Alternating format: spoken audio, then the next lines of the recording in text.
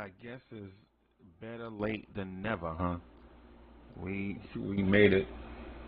The Knicks lead the Pacers at halftime, and we are in the building.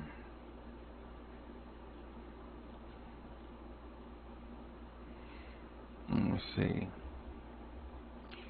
David L is in the building.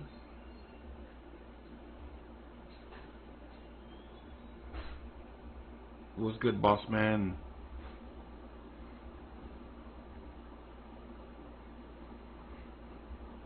What's good with you?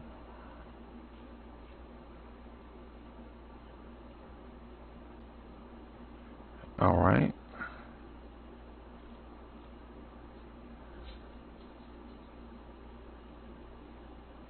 Salute, salute, salute.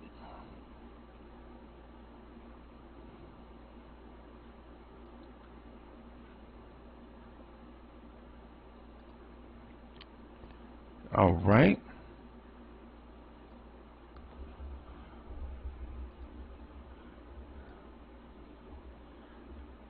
All right, all right.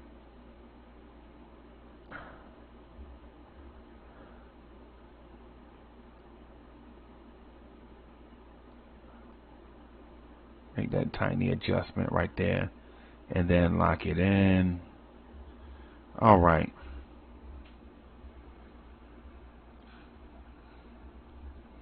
Let me see here.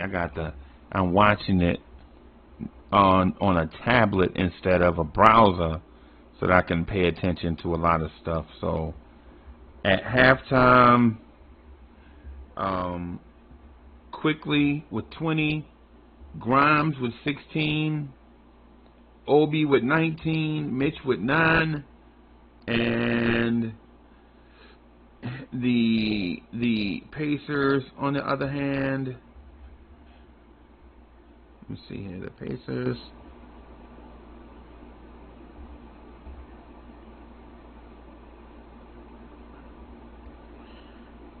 The Pacers top scorer looks to be Aaron Nesmith, but they have balanced scoring.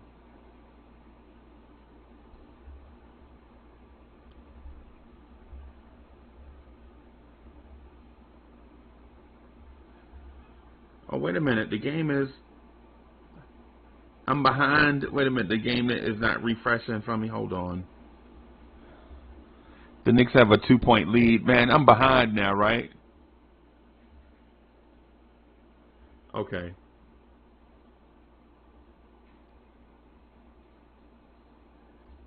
This NBA app is bugging. All right. As the NBA app catches up, man, I'm just gonna rock here for a few minutes.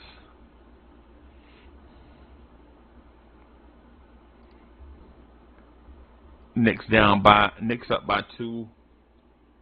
Just waiting on the app.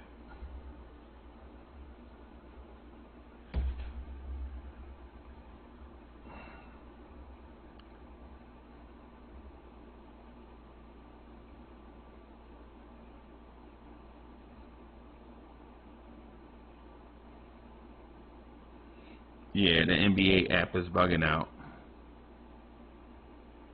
And then I'm asked, am I enjoying the app? As the app is locked in, I get a message asking if I'm enjoying the app.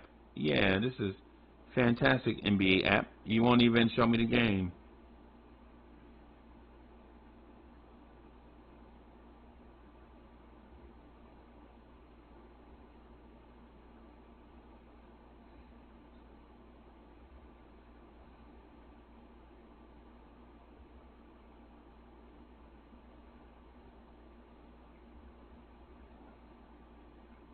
Yeah, this is odd. While that refreshes, I won't sit here and be quiet, man. I'll rock, but the app is paused on me for some reason. It's not even showing the updated score.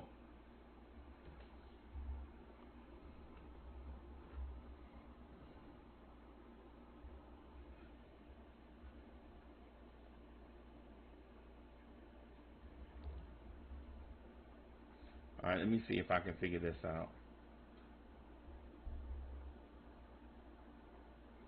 Knicks pace. Let me see. I'm gonna do Knicks Studio. There you go. Go back to Knicks Studio.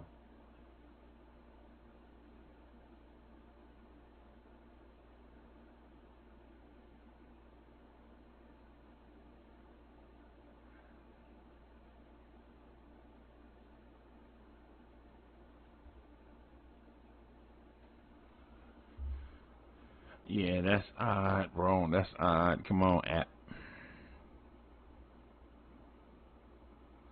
I'm watching the game update live in the box score at the bottom of the screen, but the app won't update. All right, well, let me close out the app. I just closed out the app. I'm just going to go back into the app and see what the...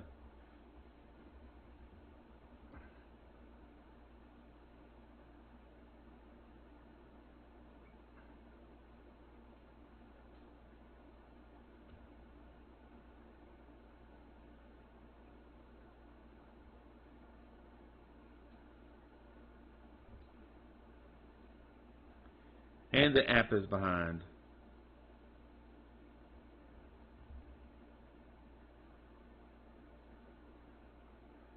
Okay.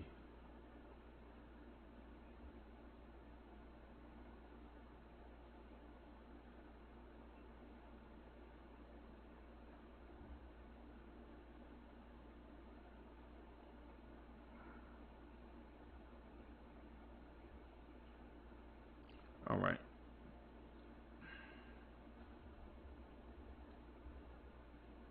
All right. So the app just failed on me, so I guess I'm just playing it by ear, just going blind.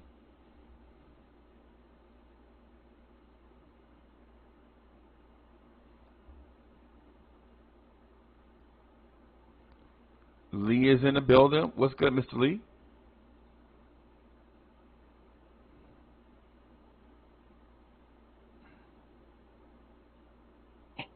Can you hear me? I'm bad. Yeah, man. I can hear you. I just walked in the door. Oh, the app just failed on me, man. I had the app pulled up to watch the game, and you know, for League Pass, and the app just closed on me, so I don't know what's going on. I'll okay, well, at the bottom of the screen. Okay, I'll tell you right now. My man Quickly's at the line shooting. I don't know if it's one or two. It's two. He missed it. Knicks are up 80-78. 7:50 something left. Okay. All right, now. There we go. Now what's up? All right. All right. Now I can see it. It's showing Grimes walking away from the free throw line. Somebody at the free throw line. 23 for the Pacers is at the free throw line. How you feeling today, big bro? Oh, bad. Scratching and surviving, boss. Good times. Hey man, I was trying to hang out with you for you last night, and next thing you know, I woke up. It was 3:30. It's morning already. Yeah. It was yesterday. Yeah, I was like, oh shit.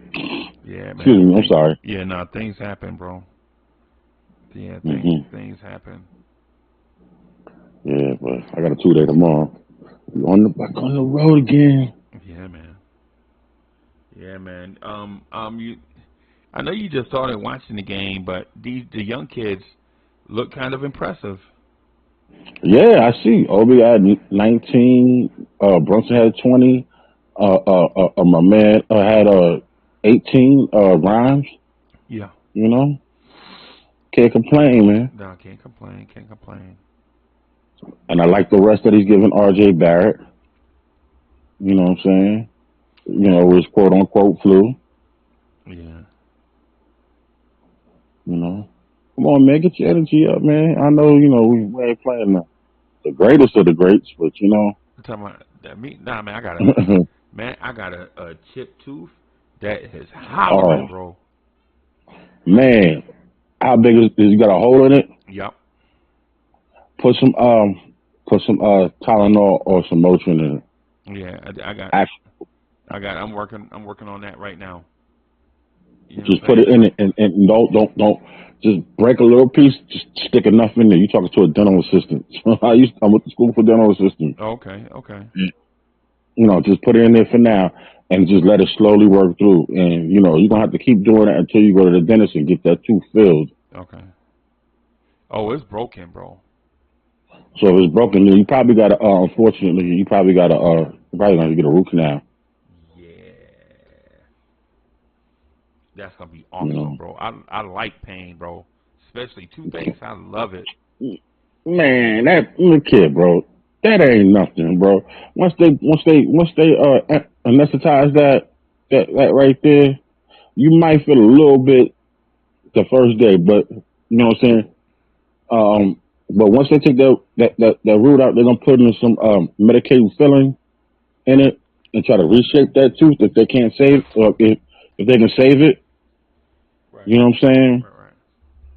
And then once they do that, they're gonna take that out and then they're gonna re-put it in there. So whether you want what is it, the actual amalgam, which is the metal, or if you want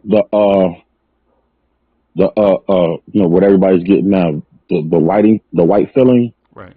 You know what I'm saying? It doesn't matter. Okay. You know, but Yeah, make man. sure you get to see your dentist as soon as possible. Yeah, man. I'm working on that right now. I'm working on it. Like, I'm working on it through the app. You know what hmm I'm saying? Yeah, so I'm working on it right now. emergency. You need an emergency root canal. Yeah. Can't even keep your You know, mouth open, go. bro. You can't even keep your mouth. Air get in there. Ooh, hello. Oh man, forget about that. Nah, Yeah. But you know what's worse? Dry socket, Mm, dry socket, dry socket. What if mm, they pull that tooth and they're gonna pack it right until it heals? right.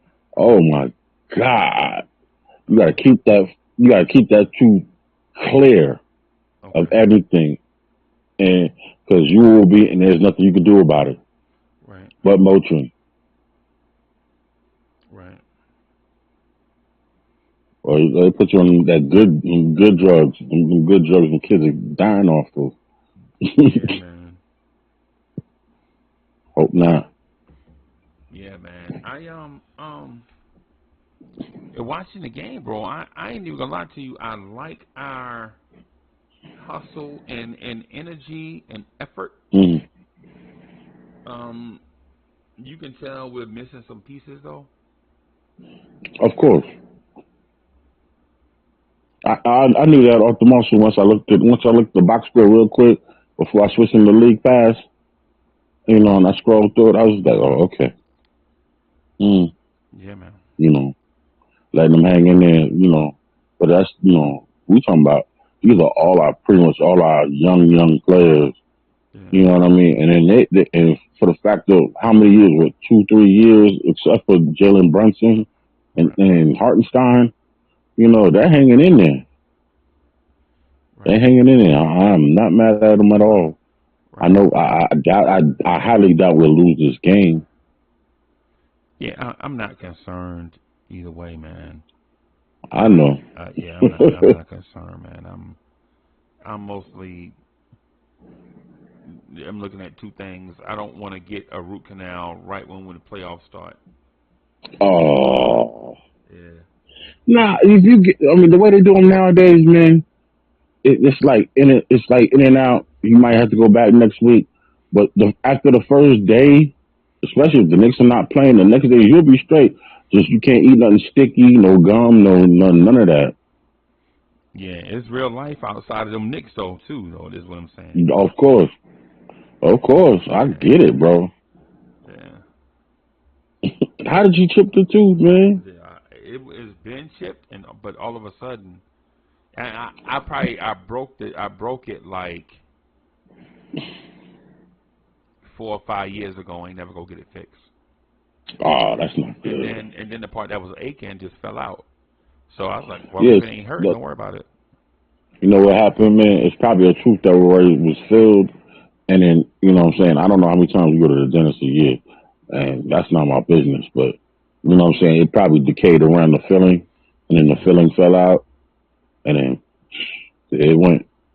That's what happens. Yeah. Believe me, it happened to me. Yeah. Yo, look at it. Look at our Knicks trying to put our foot on their neck. Knicks up 88, 82. Okay. And the Pacers miss again. The Knicks in transition again. Mitch with a slam dunk. The Knicks are up. They're saying 88, 82. Maybe I got my scores wrong. But the Knicks No, are you up got it 88, right. 82. Correct. You're correct. Wow, Jalen Brunson ain't playing. What? Oh, I must have been quickly. Quickly with 20. And this is good rec for those kids, man. Yeah, this is what I was Especially. saying. David L., this is what I was saying, talking about earlier, about how this games like this don't matter in the standings. We should let them kids. Obi with the step back three. He feeling it.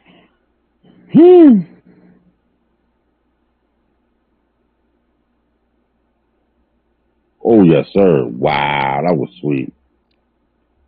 That was sexy. Yeah, man.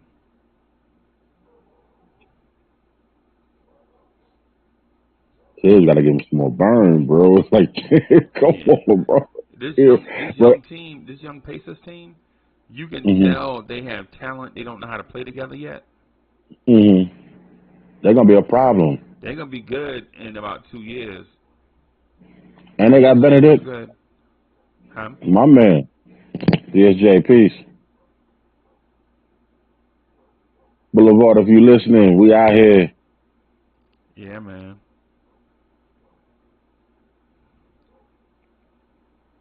Ooh, good rebound. Oh, Mitch. Yeah. Yeah, Mitch should have. Yeah. I know Tibbs was mad at that layup just now. No, I'm just talking about how he snatched the rebound out of his hand. This defensive And that, rotation, Mitch didn't even move. Though. Look at Mitch. Mitch just let I him have know. it. Like, come on, Mitch. And why Mitch got Yo, his thumb wrapped up. man, I'm so mad. I'm so mad. Look at that boy, Benedict. Oh, Yeah. that was the dude we should have went for in the draft. Wow. Yeah. That would have been our three coming off the bench. Yes, sir. Yeah, that would have been our three coming off the bench. Oh, my God. Man, you talking about somebody instant. Put him in there instantly and can perform. Yes, sir. Talking about a dog? Yeah. Tibbs had to turn him down. Yeah. Yeah. Oh, wow. I was trying to catch you earlier today. I was, man, too many stops back to back. But from what I heard, you was pretty good at today. I liked your little test. Yeah. Oh, the test part? Yeah. I Yeah. was just trying to test out the sound and all of that. I wasn't hmm trying to hardly do nothing. That was kind of like, you know what I'm saying, light work or whatever. This time of the season ain't really nothing to talk about. Just come hmm hang out in the mornings. You know what I'm saying? hmm Ain't really nothing to talk about. The main topic is the playoffs. So hmm it's like, you know. Oh, and I want to thank you for shouting me out and allowing me to also too do that. Again, let me do that. Stinking uh, uh, uh, uh, uh, uh, uh, uh that podcast. Oh, the You know podcast. Okay. yes, I appreciate that. You know what I'm saying? Yeah, Whenever you need me, that's fire. whenever That you that's need the me, highest. That's the highest performing one right now. for real, us Yep. was good. Yeah, that's the highest perform. The weekend buzz. That's the highest performing one. Whenever you need me to do that, bro, holla at me. I'm Yep. here. Okay. Okay. Yeah, that one. I think when I looked, it had like 109 downloads or 108 or something like that. In 1 week, not even a whole week Just yet. yeah, not even a week.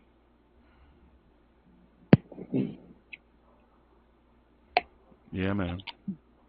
Oh, we got some Knicks fans out there in Indiana Yeah, man. and Indianapolis. That's what's up.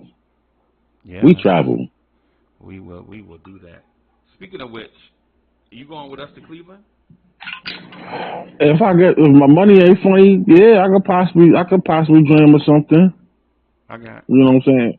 I'm gonna look at some stuff for Cleveland. If I go, I'm sleeping on couches because I'm still paying for medical bills from last year. So my Mm-hmm. money is funny. Yeah, I got you. I'm true. If anybody, you know what I'm saying, while we listening, if we can get together and get an Airbnb, you know, Yeah, because if I do go, that would be my preference, but yeah, I know. yeah, but We'll see what happens. yeah, The week ain't over with. yeah, the bread ain't right. I've been Uh-huh. trying to finagle some stuff, but I don't know.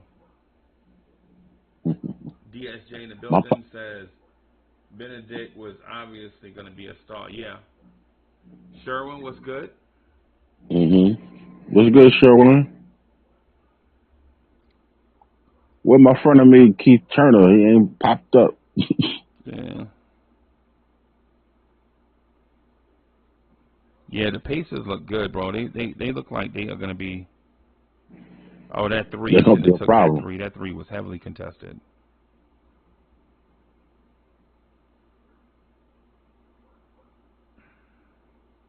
Quickly Mm. the real deal, bro.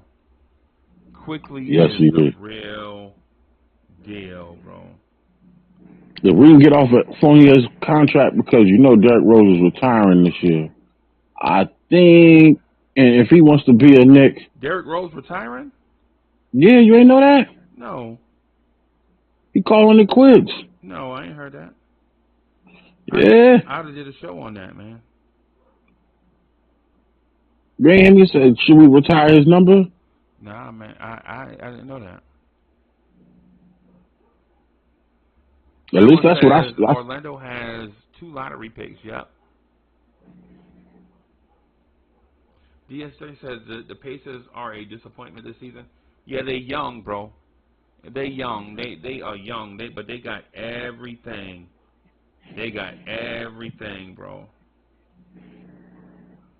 you know what I want to talk about, Freezy, man? Well, when we get a chance. You know, well, anyway, because you're not really into the game. Yeah, I'm watching the game right. I got the game on the tablet right here. All right, well, no. I'll wait. We got a minute. But boy, I got a mouthful to say real quick. Look at that. Knocked it down.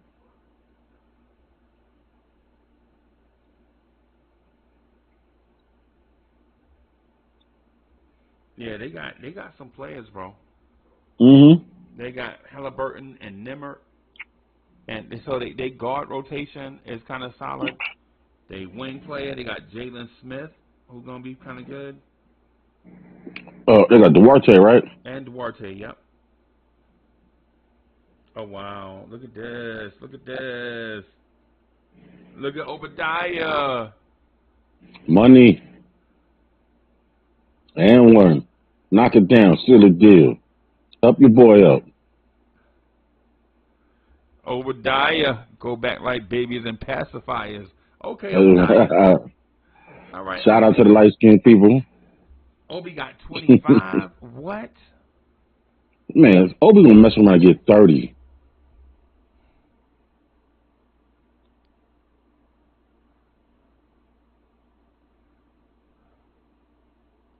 That's why Tibbs need to figure out what he's gonna do with this young man. Yeah, Either we man. se- either we sell high or we give him more time. Right. And to be honest with you, I prefer not to sell because he's developing right here in front of The us. box score on the Like screen ain't even update. Okay. Yeah, man. Obi, good money. I'm trying to figure out why the score not updating. probably slow. That's probably, man. That's what I'm saying. When you use these systems, bro. hmm When you use all these systems.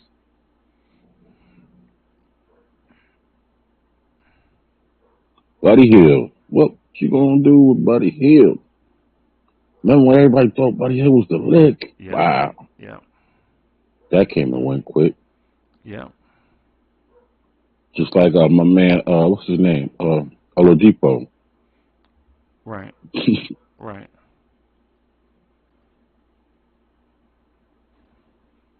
Even though he got injured, so I'll give him that. Right.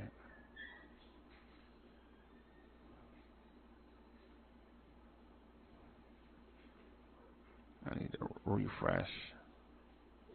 Mm. All right.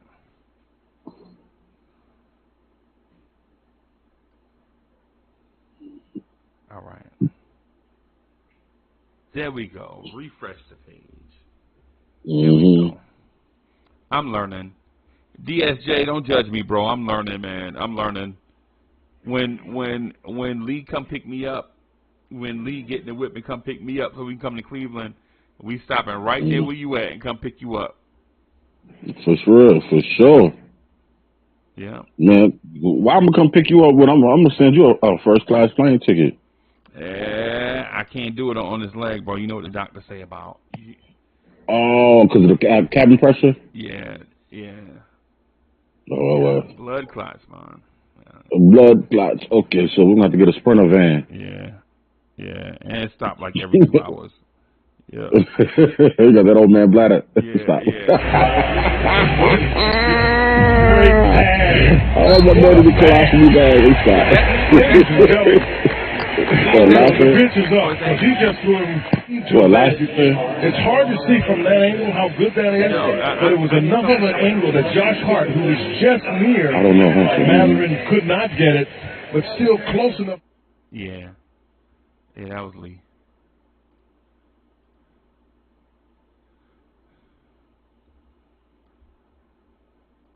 Yeah, that was Lee. Things happen. East Blue Drew is in the building. It's bow time. Dude, we need gas. Yo, we gotta get those Supremes. We're not gonna make it. It's bow time, baby. So worth it, right? I'm glad y'all ran out of gas. Okay. Boldly seasoned chicken Supremes with a was biscuit, my Texas fan. kid drink. It's bow time. I got. He at one point wanted to be traded. Yeah, he and Derrick Rose out of the rotation. They've gone with the young guards, and that's a dunk from Jalen Smith. TJ does a really good job drawing 3 people and getting Jalen Smith.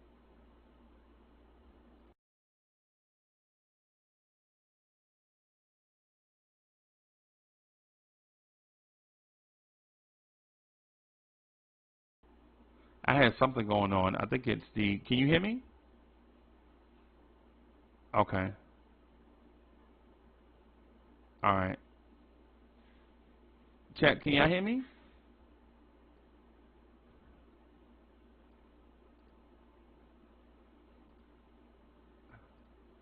I had a commercial playing and all types of stuff going on just now.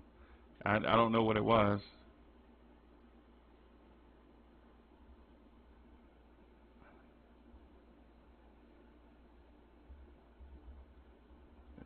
Yeah. Hey, chat, can y'all hear us okay?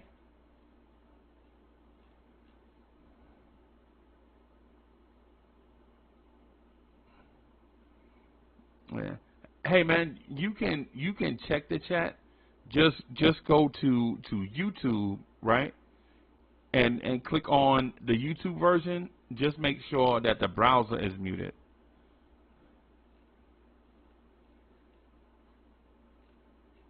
No, just open open a different tab. Don't click a tab in the same browser you in. Open a brand new one. Lee, listen to me. Listen to me so we can I got you, bro. And just if you like, you know how you got your browser open for StreamYard? When you clicked on the link, the browser open, right? All right, just minimize that one and go click on a whole nother one. I know. You on an iPhone or Android? All right, just pull that one down, and then on your screen you should see the yeah, and then just go to YouTube. Yeah.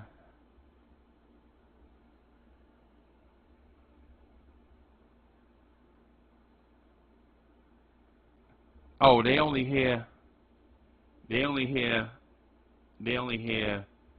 me. All right, so let me do that.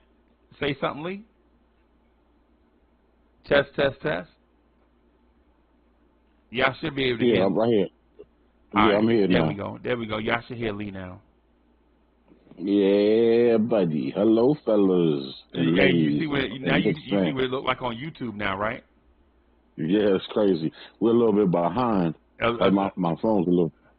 Just a little bit, right? Mm-hmm. But the thing I was telling you and Adam and everybody the other night is that the look in StreamYard and the look in on YouTube gonna be different for y'all. Yeah, 'cause y'all behind the scenes, but everybody else, they're gonna see what it look like on YouTube. You know what I'm saying? You see all the stuff on the YouTube screen when you pull it up in a different browser. Mm-hmm. Yeah, that was a quick quarter. Yeah, man. Anyway, it's a break right now. I just want to say this. You know what I'm saying? To all those pundits, podcast people that said that everybody got better, but the Knicks didn't this year, man. I hope you know what I'm saying. I hope y'all got some hot sauce for that crow you eating. Them. Yeah.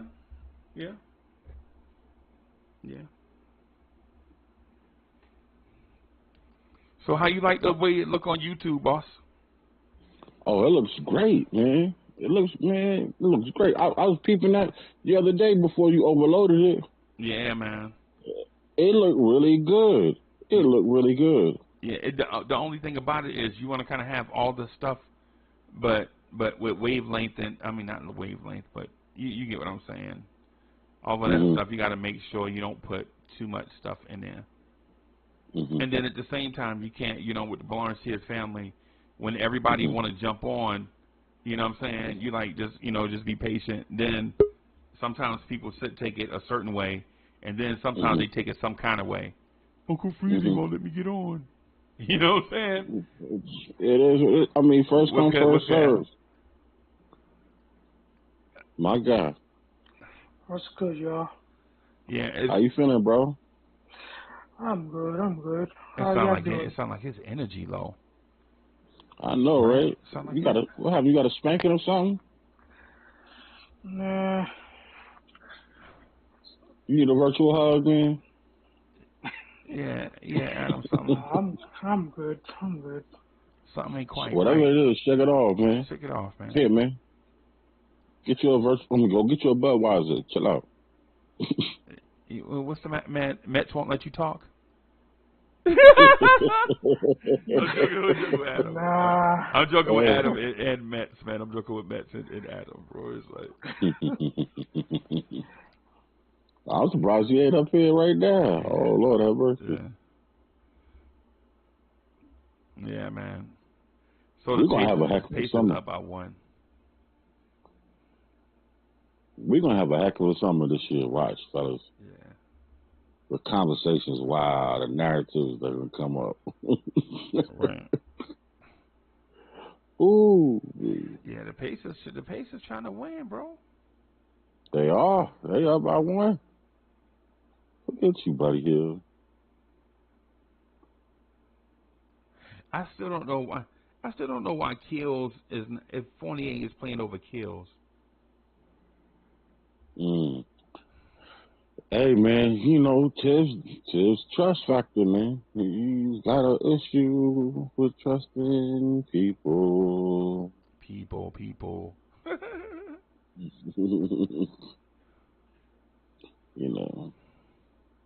I had an interesting conversation with my Uber driver today. You know what I'm saying? Right. He actually called Julius Randle a star. Yeah. And I was like, what? You talking about somebody, he's a Spurs fan. Right. He's like, I got a star. I got Julius Randle. Right. And I was like, I wish you tell Nick Nation that. Yeah. Yeah. And it goes back to what you've been saying for the longest. It's funny how people outside of Nick Nation look at the Knicks and how we value our players versus what they value our players. Right. Yeah, man. So I just want to throw this out there that the New York Rangers suck.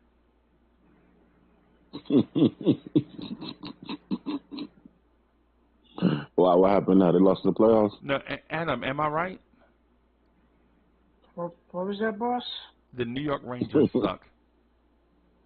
The New York what? Rangers. No, why would you say the New York Rangers suck? I'm watching them right now. They piss me off a lot. Oh, that's why you sad. That's why you sad. Oh, I can see your lip poking out now. Yeah. No, I'm not sad. I'm angry. Oh, excuse me. Oh. Hey man, when I get angry, I lift weights, bro. When I get angry, I ain't gonna lie. When I get mad, bro, I just go. Like when I get like in that Hulk mode, I don't drink, I don't yell, I don't. I just go straight to the gym, and you know what I'm saying, and work out. I let all your steam out in the gym. Yeah. Boy, I need that, man. Maybe I wouldn't be fat right now. Yeah. Hey, and so Met said, Mets want the link. Can somebody put the link in the chat?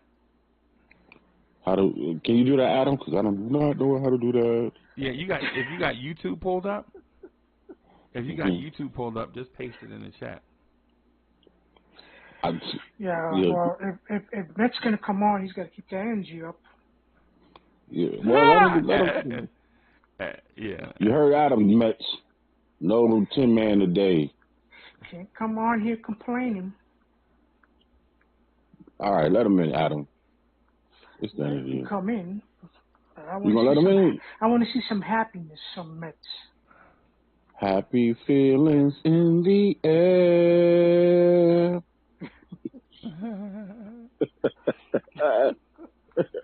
Oh God! Yeah, so the Knicks down by 3, 109-106. Do that for him, Adam, because I can't do that. Do what? I'm working on it. Oh no. I'm working on it. So copy paste. Uncle Fuji, yes, if you're a Knicks fan, I'm gonna get you to be a Ranger fan. No. Yeah, man, you gotta support the New York teams, man. No, I don't. He does to some degree. No, I don't. Hey, man, you gotta support the Rangers too. Listen. I'm not mad at him because I'm from Queens and he supports the Mets. Now, you know, he wants to support them New Jersey Devils, so be it. No. If he wants to support them, no. I don't care. I could care less about hockey. You know what I'm saying? I mean, if the Rangers won, I would support them. Hell, if the Islanders won, I'd be like, hey, freaking hey. You know what I'm saying? Right. You know, but I also too, I like going back and forth with him about his Bears. So, you know. Yeah, I'm over here watching the Rangers, Knicks, and on the panel with y'all. Yeah. Boy, you got a hell of an attention span. Yeah. The Knicks got into that. I'm using 3 tablets. Yeah, I got a tablet in front of me too, and a phone. I'm using my phone TV. over here. I got the Rangers game on my TV. I got the Knicks game on my iPad, and I'm on the panel on my phone. So the Knicks are trading buckets with the Pacers, 111. Quickly with 31, Grimes with 25, Obi with what looks like 28. Yeah, 28. Yeah, man. What's good, Mets? What's good, buddy? Other than having a rotten day where I barely beat my life coach in bowling, the Mets here we go. were the boots because, well, to be fair, Milwaukee's always that crap. You barely beat your. Hey, Adam, let him go, Adam. I didn't hear it. Hold on, y'all. I didn't hear him. Hey, hold, I didn't hear him. You said you barely beat or you barely lost? Beater. Oh, okay. And then throwing the Mets being clobbered by Milwaukee. Granted, we only lost by 1, but then again, Milwaukee's always been a death trap for the Mets the past several years. Is it not intriguing? Yeah. You know, Yeah, I'm frustrated with you about the Mets, bro. I ain't gonna lie. I'm also frustrated by the Mets, man. I ain't gonna lie to you. The Mets are no slow starters like R.J. Barrett anyway. And all because a certain little parasite decided to make a snack out of Edwin Diaz before the season even began. Yep. And you know which parasite I'm talking about. Yeah, this is not a good start for the Mets so far. Yeah. It's going to be all right. The Mets going to be all right. It's been too good of a start for Atlanta. When the hell did they get this good out of the box? Yeah, man. They are good, bro. I mean, not as good as Tampa, mind you. They're 6-0. But we don't care about them. We care about Bro, Atlanta. there's 182 games. 62. Yeah. 162. Yeah. Well, my fault. 162. Tranquilo. Do I look like I'm part of LIJ? I'm not. No, it's not about LIJ. It's about breathe and relax. Tranquilo, Corey. So that means relax. Yeah. Tranquilo. Relax, bro. Take it easy. Yeah, I'm not a fan of the Ottawa Senators. I'm more of a fan of the Devils. I have been since they moved. I'm more of an Islanders guy. You know, I'm not a Rangers fan. I just never have been. Oh boy. Yeah. I'm gonna tell you who I used to like. Hey, I agree with you, boss. I'm not an Ottawa fan. I can't stand them. The Senators. I can't stand Tampa Bay. Yeah, because they own y'all in the playoffs. Boy, No, we're not facing Tampa Bay in the first round. No, not this year. I'm talking about historically. Oh, well, no, we're taking care of Tampa Bay. Okay. Yeah. Oh, yeah. Said that in the 2015 conference finals, you failed. Said that in the 22 conference finals, you failed. And Islanders did the same thing back-to-back years prior to last. And shout out to everybody coming through. There's something I need to continue to say. I don't do it often, but I have to continue to say, subscribe to the channel, smash the like button. That's one of the criticisms that I get, that I don't do the call to action as much as other channels. And I gotta remember to say that, so that the channel can continue to get people, get more and more people involved. The Pacers are up 114, 111. How you let that bum shoot a three? Hey, man, he's not a bum. That kid is pretty good. No, he's a bum. Nah, he's from Florida State, man. He shouldn't be even playing. Man, look here, that kid, he's from Florida State. Let me tell you something about him. Josh, Hart, can you do me a favor? When you get the rebound, stop kicking it out for threes. Just drive it. Jalen Smith. Yeah, Jalen Smith is pretty good, Adam. You talking about the big man with the goggles on? Yeah. Yeah, he's Florida State, the guy man. that's wearing number 25. That yeah, just hit the three. Jalen Smith. Yeah, first of all, he went to Florida State. Florida State turns out pretty good pros. There you go, Mitch. Oh, Mitch. Come on. Okay, good rebound by Mitch Robinson. There you go, Mitch. There you go. All right, we back in the game. We down by 1, fellas. The Knicks should have been up by 50. Shoulda, coulda, woulda, but we doing what we got to do now, bro. So. Yeah, we were up by 15, and now we're down 1. All right, things happen. These are not our starters. These are not our starters. Yeah.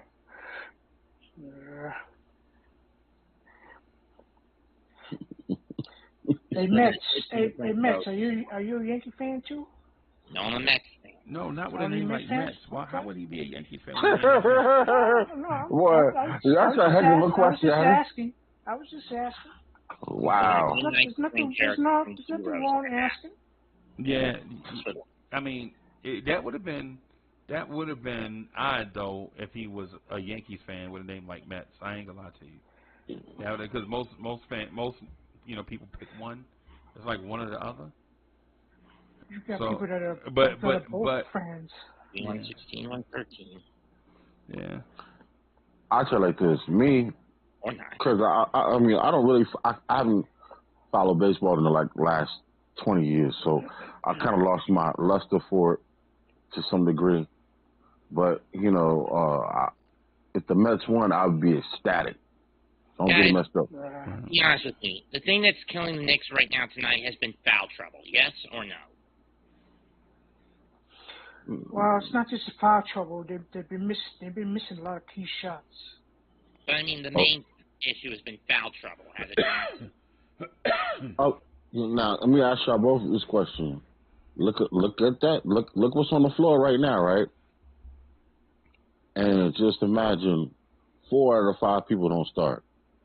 Yeah. What does that have to do with that? The Knicks have to hit the Knicks have to hit their shots. Whoever's on the floor. I get what you're saying, bro. But Yeah, they have to be more. We can't count on because RJ's not playing, Brunson's not playing, Randle's not playing. My point to you is this, though. You know, brother. Is simple. Be more careful defensively because that amount of foul trouble is equivalent to chip damage. It's going to add up. No, it's not. Because see, what you're not really getting, this is time for these backups to get some playing time. No one, so they can get themselves into a groove to go into the playoffs. And that's the biggest picture. That's the big picture both of you are missing. Not going in. Thank you. I appreciate that, Lee, because that's basically where we are. I mean, if Randle and Brunson and RJ was out here and we struggle like this, I think all of us would be up in arms. Oh, come on now. Heck yeah, man. We'd be losing our freaking minds. Yeah, but when you got, How do you, Max, let me ask you a question. How do you get your backups extensive minutes in real live action other than practice? Yeah. Oh, my God. I bet you Tibbs is losing his mind just watching what he's seeing. No, he's not. Yes, he is. Tibbs is going through the motions with them. Believe me, he's had some few faces. Oh, sorry. Y'all don't say stop. Lee, hey, let him explain it, Lee. No, my fault. Hey, go ahead, explain yourself, Adam. I've seen Tibbs with some face expression. He's not happy at what he's seeing at all. Because he expected his team to come out and have like a big lead on these guys. He was not expecting this kind of a tight game. No These way. guys are still professionals too, Adam. The other team, you know that, right? What was that? These guys out here too are professionals. You know that, right? And it's a tie game. Hey, and David L. I think Mitch's wrist. Something's going on with Mitch's wrist. Well, quickly just try to get. Yeah, hold on, Adam. Yeah, I think something's going on with Mitch's wrist. And just answering what David L. said. He said Mitch was missing dunks, but I think he's got some kind of tape. Mitch, is his wrist taped up? Is that a thumb taped up that you see? I can't tell because everything's moving so fast. Highlight, I think it is. Let me double check. Okay. Yeah, it looks like something's going on with him. Quickly is feeling it, bro. And we've got the lead back. Yep. And we got Grimes smoking. They all smoking. No, I wouldn't say that. Yeah, I kind of do see some tape around his wrist extending up to his left thumb. Yeah, I don't know if that's tape or if that's like some type of cast. Is it tape or is it a cast? It looked like tape to me. Okay. What are you talking about, Freeze? Mitchell Robinson. Mitchell Robinson has a maybe it's just right. Hand tape. Obi. Oh, okay. Yeah, and the Knicks are up 124-120.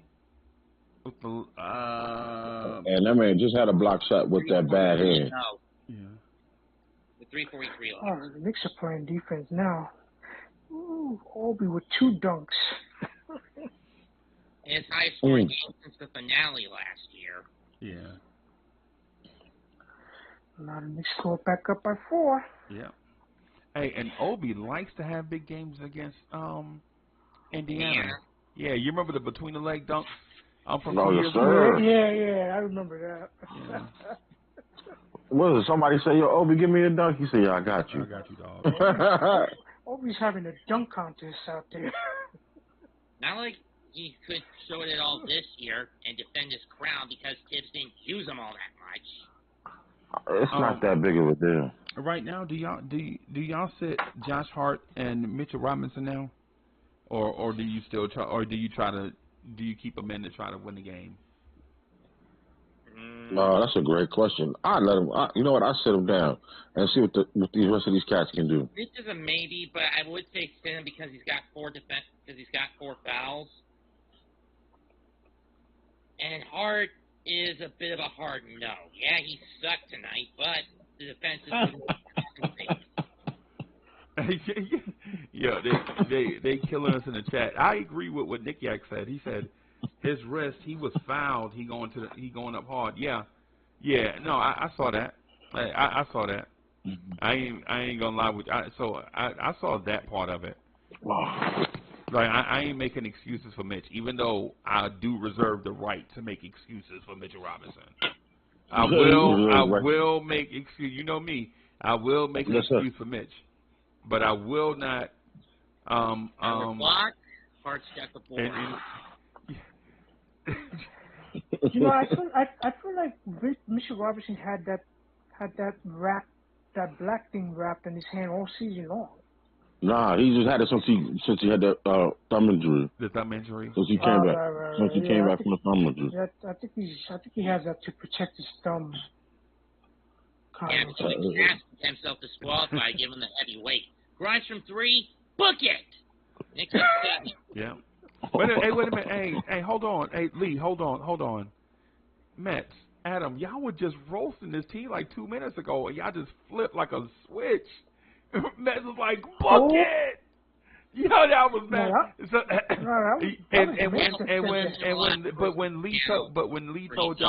When Lee told y'all to relax, y'all like, I promise you, I was watching. It was ready to run me up by the Knick Nation. Yeah, I thought they was gonna put you out the chat, Lee. Layup, got it. Hey. Yeah. Even though the Knicks are up by 5, that doesn't mean nothing. I don't care if we win by a half a point. We win. No, that's impossible. That's if the Knicks hold on. But you see that statement was kind of rhetorical. Right. Okay, Josh Hart is fouled. This is the other thing that's been killing the Knicks all year: lack of consistency at the stripe. And David says you got to leave Mitch in. He is dominating on defense. Right. I agree. I just don't want. I would just rather have Mitch healthy for the playoffs. That's the reason why I'm saying. Yeah. I even suggest. I'm not treating this game like a normal regular season game. I'm treating this game like a. Go ahead, Adam. No, I'm. Never mind. Okay. All right. So basically, what I was getting at is this: I'm not treating this game like a normal regular season game. I just want to get these guys out of here healthy, so we'll have them good for the playoffs. That's all I wanted to say right there. Yeah, the next dead ball though, I was sit Mitch. Do you guys, going off from the Knicks, you guys? Good job. Lee, I can't hear Mets, bro. Y'all keep talking all over each other. My fault. Go ahead, Mets. Diverting attention from us for the moment, do you think that Boston gets a division crown tonight after screwing the pooch last night against Philly? I'm sorry. Say that one more time. Does Boston clinch the division crown tonight after screwing the pooch last night against Philly? I'm not sure. I think everybody's locked in. I saw something on ESPN earlier where I think everybody is kind of locked in to where they're going to be. I don't know if it's official or whatever, but I think we'll be in less than 10 minutes in Boston if they can hold on against Toronto. All right, so we're up. From deep. So Knicks. Book it. Yeah. So Knicks up by 7. Yeah, I got it. I know what I'm doing, Mets. I got it. I got it. Let I him know do what I'm it. doing. I'm the number one chief rocker. Trust me, I got it. I know what I'm doing. Oh, Mets getting excited now. Yeah, he excited, but like 3 minutes ago, boy, he was like, he was telling Lee, don't tell me to relax.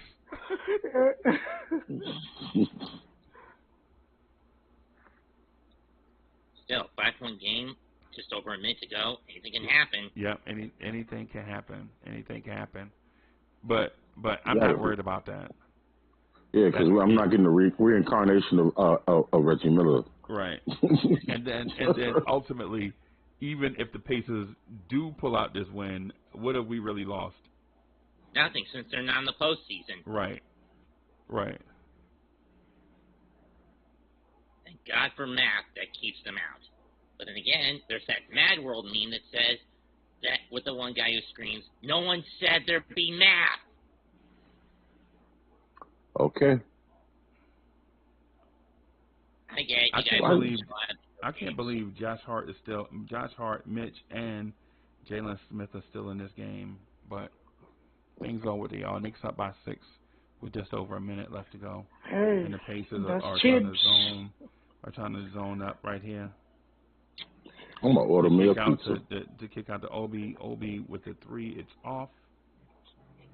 Yeah, you know why Josh Hart and Grimes is still in the game?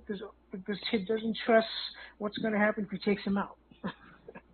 Yeah, I think, and also I think Tibbs is wanting them to develop some chemistry down the stretch. Exactly. Yeah. That's right, 34 points. All right.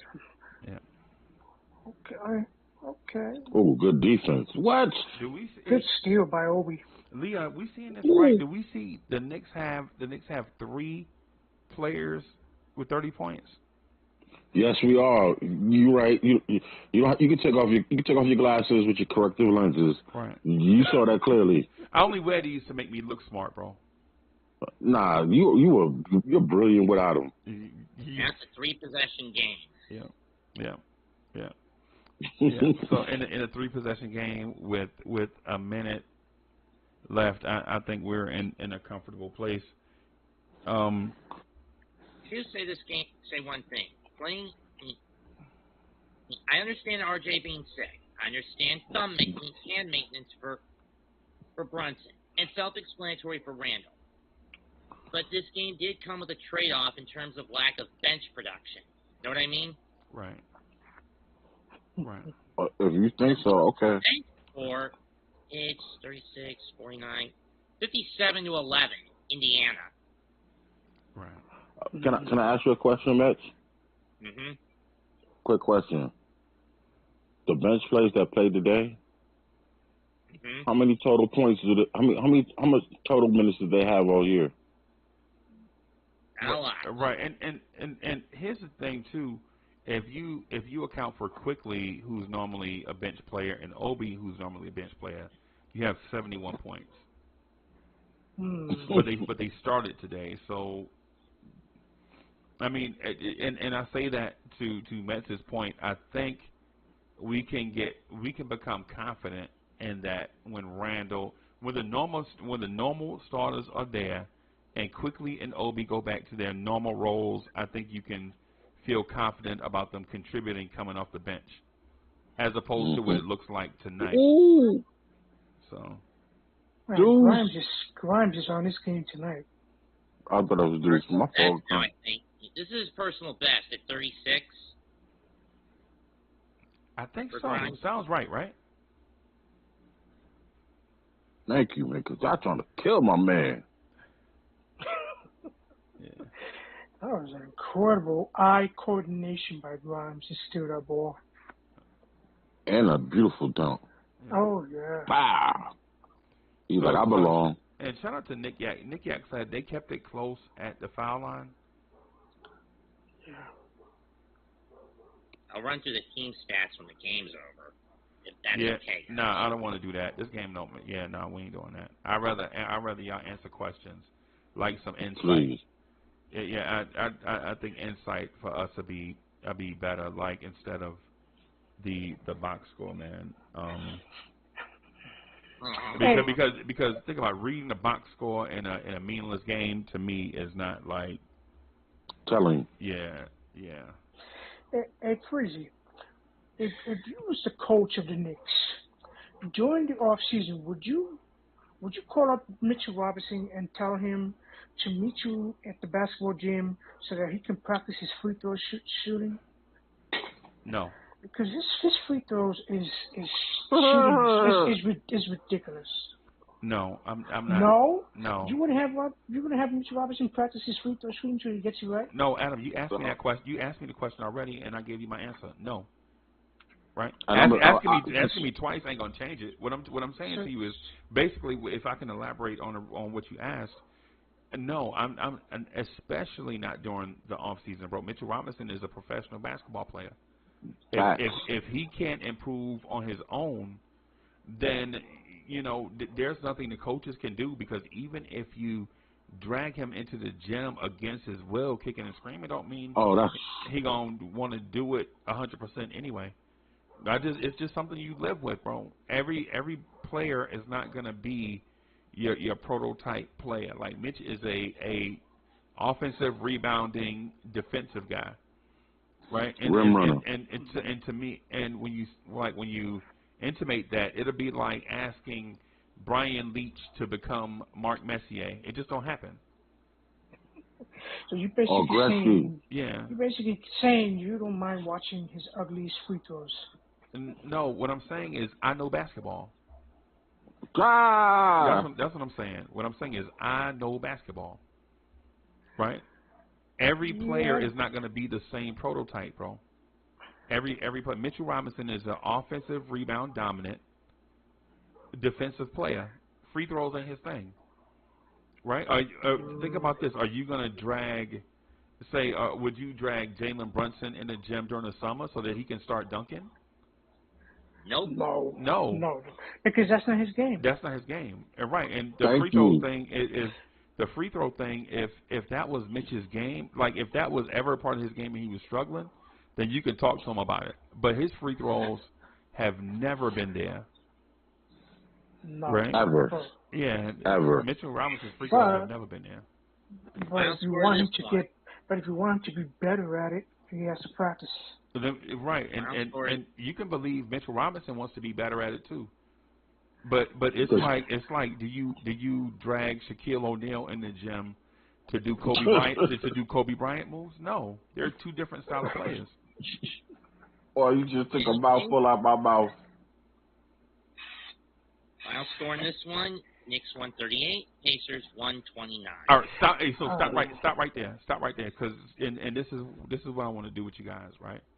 So, Matt, seeing what you saw, right? Say from about the fourth quarter on, which is really crunch time and not an important game, right? Let's just say it like that. This game wasn't really important, but down the stretch of this game, is there anything in particular that you saw from this group? Not Tom Thibodeau, not the front office, not Julius Randle, not R.J. Barrett, not Jalen Brunson. This group of players on the floor, is there anything that you saw from this group of players that gives you confidence that they can keep doing this thing going forward? We saw a lot of confidence from Quickly, Obi, Grimes. Whenever they got the ball, they were hitting their shots for the most part. All three of them ended with like plus 50 for close to or above 50% from the field. Obi 11 out of 18, Quickly 14 out of 26, Grimes 14 out of 23. Mitch was more of a defensive beast than he's ever been all year, 16 rebounds. Hart showed right. So Max, we know the stats. I mean, we can read the stats. We can read, bro. I'm asking you though for your analysis on what you saw. Well, this may take a little bit of getting used to, but if Thibodeau were to play these guys a little more, this combination a little more long-term than he does short-term, I think this could be the setup for future Knicks generations when your big three are forced to be benched for one reason or another. Okay. All right. Just really quick. Justin DW, thank you for the generous contribution. Justin DW says, one game like this from IQ or Grimes changes any series. I love seeing them show their full ability. When the time is given, they'll step up. Right? That's more or less the point.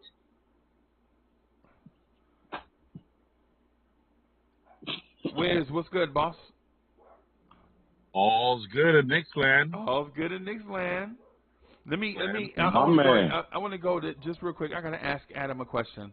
So Adam, based on what you saw from these young guys, right? Based on what you saw from these young guys and what they can do when they get minutes, do you still think the Knicks need to go out and trade these young guys for a superstar? Yes. Okay. Wow. Yes. I'm voting no at the moment. Okay. Now I didn't ask y'all. I asked Adam. Right. Respect Adam's space. Give him time to elaborate on what he had to say. I don't believe this roster is built to win a championship. Okay. Mm-mm. Okay. They need a couple of pieces. Okay. So they need a couple of pieces. So Yes. what type of pieces are you referring to exactly? Oh, I'm talking about pieces like Tatum, Shea Alexander, Jaylen Brown, Joel Embiid. Those are major Dame. pieces. You're not going to be able to get all of those pieces. Yeah, the Knicks are not going to get those kind of players ever, unless Leon Rose do some kind of magic to bring those kind of guys here to New York. Okay. So, but those are the kind of pieces I'm talking about to make this Knicks roster a championship roster. Okay. So The guys that are on this roster now. Jason Tatum is a power forward, right? So Jason Tatum is a power forward. So what do you do with Julius Randle? I would keep him, but I would add some pieces to make him better and the starting five better. All right. Basically make the offense better, the first unit and the second unit. Okay. The first unit right now on the Knicks is good, but it can be even better. The second unit of the Knicks is not that good. Okay, so you saw Obi Toppin and Emmanuel quickly off that second unit though tonight. Right. Are you saying that they're not any good? They're good when they are getting minutes, but when they're on the floor for like 5, 10, 12 minutes a game, they're not that great. Okay, so yeah, because I got a confliction there, like because you said that the starting unit is good, but they could be better. So if you take minutes from the starters to give to Obi and quickly, then doesn't that diminish the starting five? No. Okay. You're still giving the starting unit their normal minutes. It's just that the second unit needs, two more pieces to make it a better second unit. Okay. So what player are you adding to the second unit?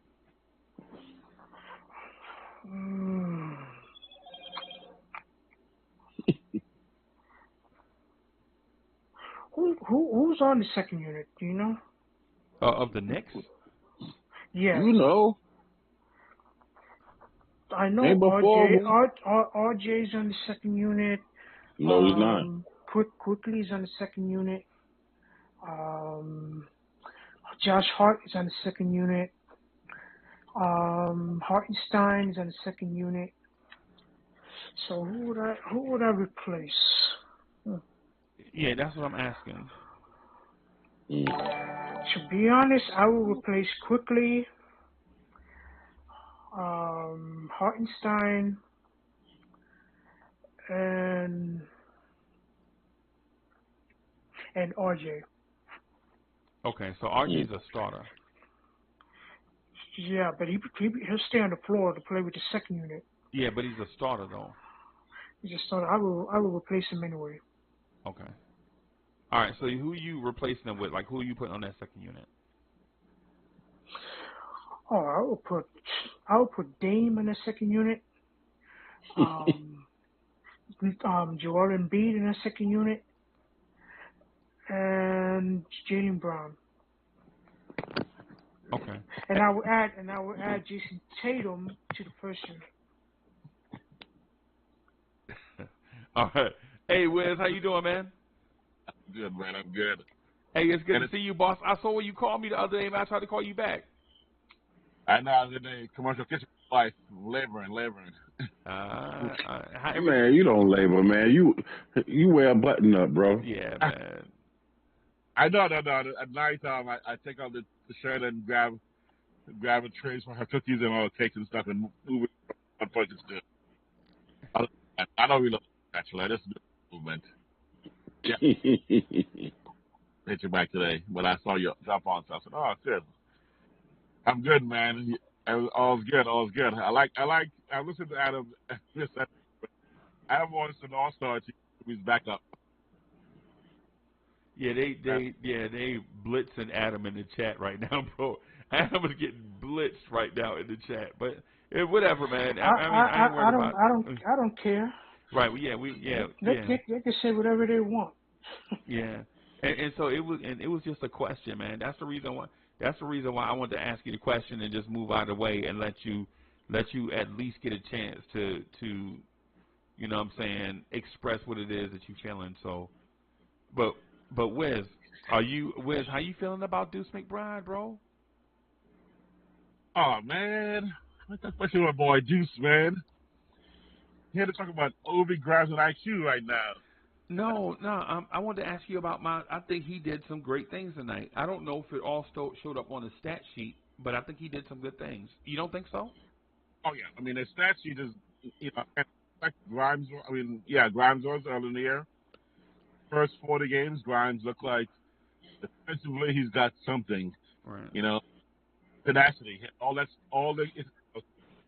potential that he needs, but look dropping his shots. So that's what my boy Deuce is like. He looks like Grimes with all of the things the subtle things that you need as an offensive player, and all you gotta do is get used to the pace, get his own rhythms together, and I do like that sort of. He had 3 assists tonight. Exactly, 3 assists. Defensive moves that are really solid. Obviously, it was off again.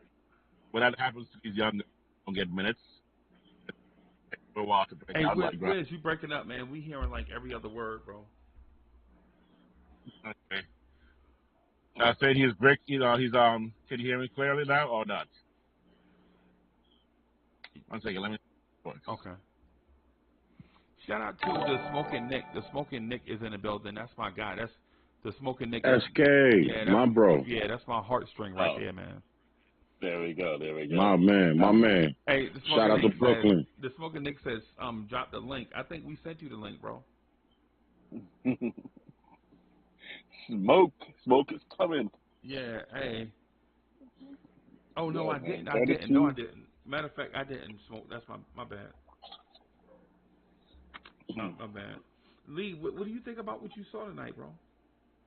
What do I think? Oh, I'm glad I've been waiting here. You know what? God forbid if Randle's not ready. I hope Obi Toppin is ready to step in and insert himself in that role and ascend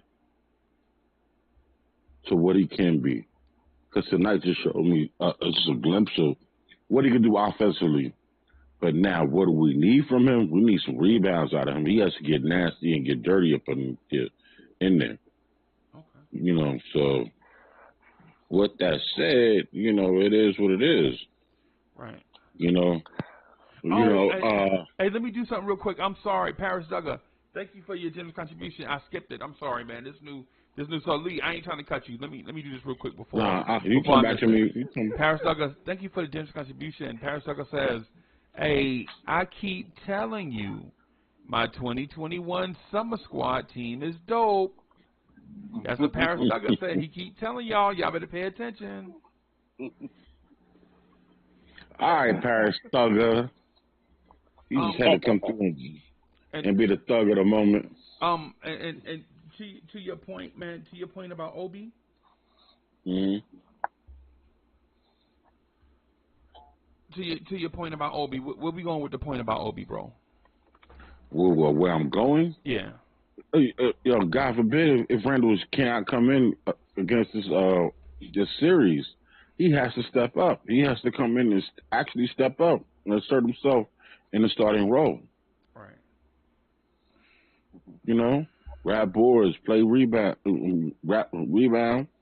score. Right. You know what I'm saying? Right. I'm not looking for 30 or 40 out of him. I'm not even really looking at a 20. Yo, if you can drop 15 points, you done did your job. You know what I'm saying? They got like 11 boards. Or you give us a double-double. Right. Or close to that. Okay. He done did his job. Right. Do you really expect that to happen, though, Lee? Come on, man. Have you ever seen that before? What have I seen it before? Yeah, just exactly what you just said. Have you ever seen Obi do that in that role? Do that in that role? I believe. I'm keeping it a buck. I seen him do it last year when he dropped 40. No, I'm talking. But no, that was no. The premise was with Randle here. Obi, no, I'm telling you, no. Listen, the reason why I made that statement, I'm just saying, because Randle, we don't know how he is going to come back from his injury because he's getting evaluated in a week from now, right, or 2 more weeks. A week. And what if the doctor says he's not good to go? Okay. And we got to start this playoff series without Randle. That's my whole point about the Obi Toppin thing. Outside of that, you know what I'm saying? I would hope that he would play his role and knock down open shots like he's been doing during the regular season, and if he had to play more minutes because Randle was in foul trouble, I would hope he would assert himself just like he had this opportunity right now to assert himself. Okay. Just real quick, since Wiz was getting cut off, because I want to go back to Mets, but Wiz was breaking up when he was trying to say his thing. So Wiz, no problem. What were you saying? Actually, I was gonna go back on the Obi thing with against City. I think Obi needs to bring us rebounds. Personally, I think Obi's game would be adjusted with the other team would adjust around him. If Obi brings us 24, 5, and Obi's assist because he moves that ball 5 and 5, I think that's a lot to contribute and for us to win the game. And the way the game's gonna be played with Obi in there, I think that would actually make us adjust enough to beat Cleveland without Randle. I think you can do 20 to 24, 5 and 5, and I don't think I'm gonna expect Obi to put up 10 boards for us. No, I don't see that. I don't think that's realistic. I don't see that, man.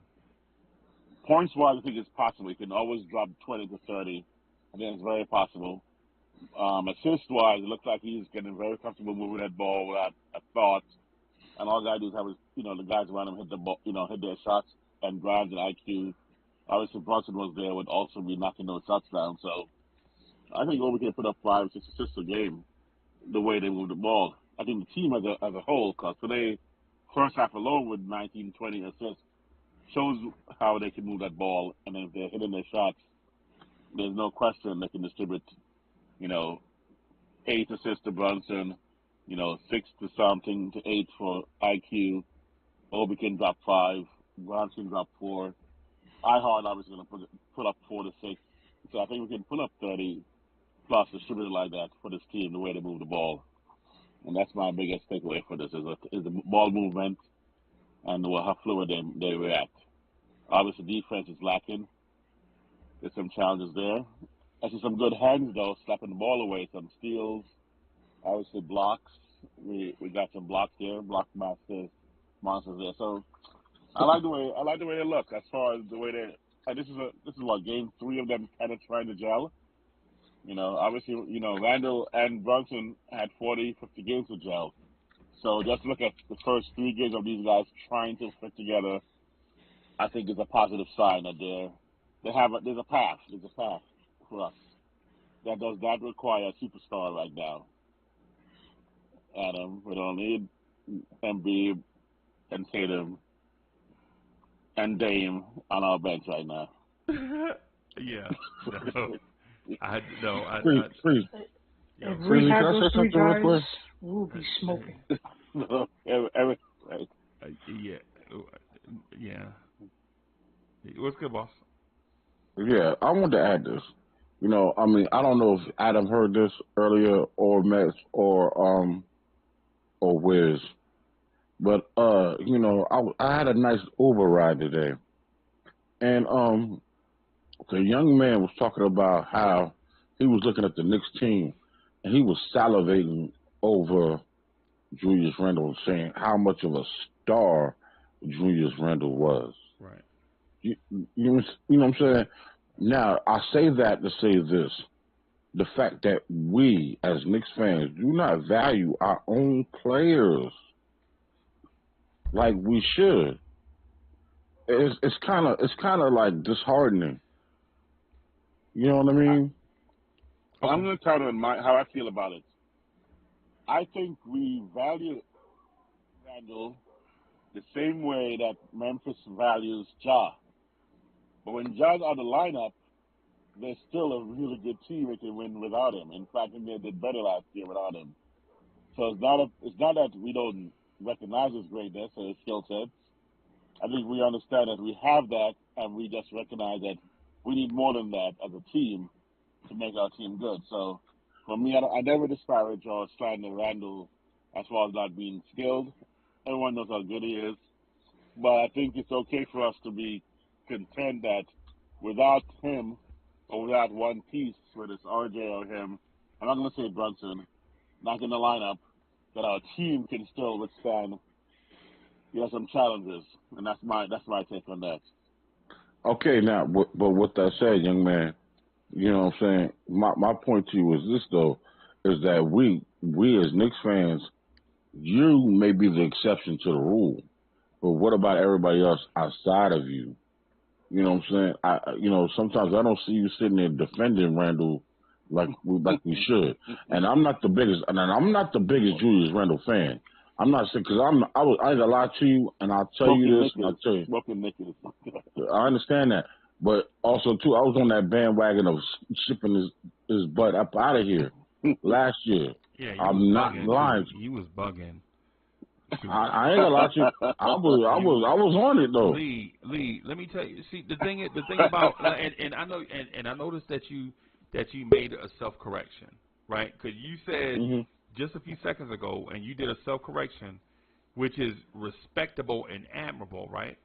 You said last year I was on his butt about shipping him out of here, meaning this year that I get the impression that this year you are giving him more leeway, right?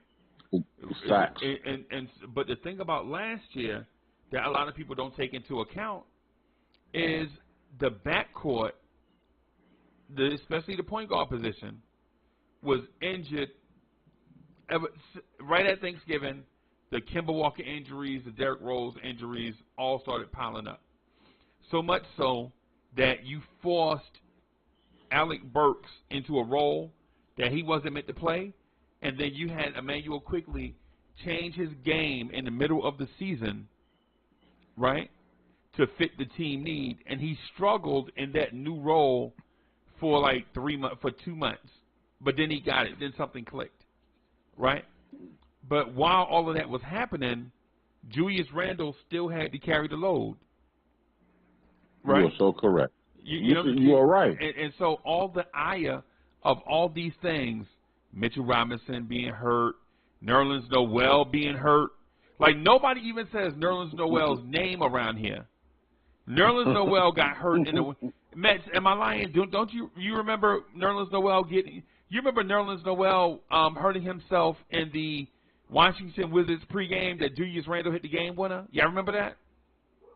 Yeah. Was this in 21 or in 22? The 22 season. The 22 season. Remember Julius Randle wife had a baby. He missed the third game of preseason. He came back for game 4 of the preseason, and people were like, well, only reason why he came back is because Obi had a big game 3 in the preseason. Remember that? We were on these airwaves talking about, oh, snap, Obi can ball. Wiz, you remember that? Obi had a big preseason game. I wasn't on these airwaves with you guys when that happened last year. We were, though. We were. As a matter of fact, we were probably calling the game. I think we were calling the game. But the thing about it is Randle comes back, he balls out, he hits the game winner in that game over Daniel Gafford. But in that game, Nerlens Noel gets hurt, and in theory, Nerlens Noel is out for the season. He played 24. I think 27 games. Yeah, but in those 27 games, he left the game like 7 to 8 times. Like he would start the game and then go to the locker room and not come back. Right? And so so you're talking about so you're talking about Nerlens Noel being hurt. You're talking about us playing old man Taj Gibson, who was washed all the way up last year. Y'all know it. And then meanwhile, Julius Randle had to carry the load for the entire team because R.J. Barrett regressed last year. He regressed again this year. The only difference is Randle has someone to put some of the load on now in Jalen Brunson. Right?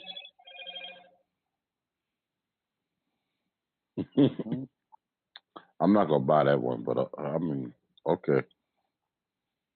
Just making a point. I mean, last year, the reason Randle... No, I mean, ain't nothing wrong with your point, bro.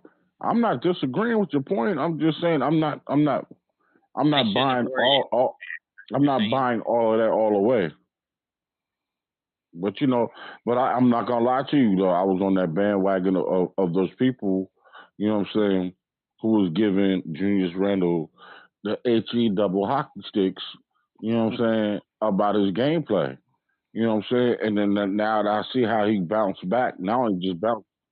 You good? No. Now that the fact that he bounced back, you know what I'm saying, I can stand corrected and stand wrong, saying I'm wrong.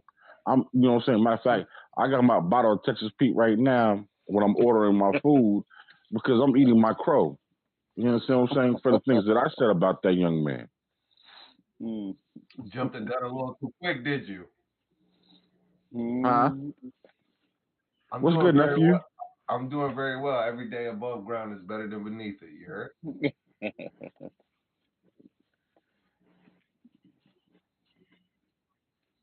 I'm good. Yeah, relatively. Word. Thank you. I got a lot of stuff going on, so I apologize for my absence.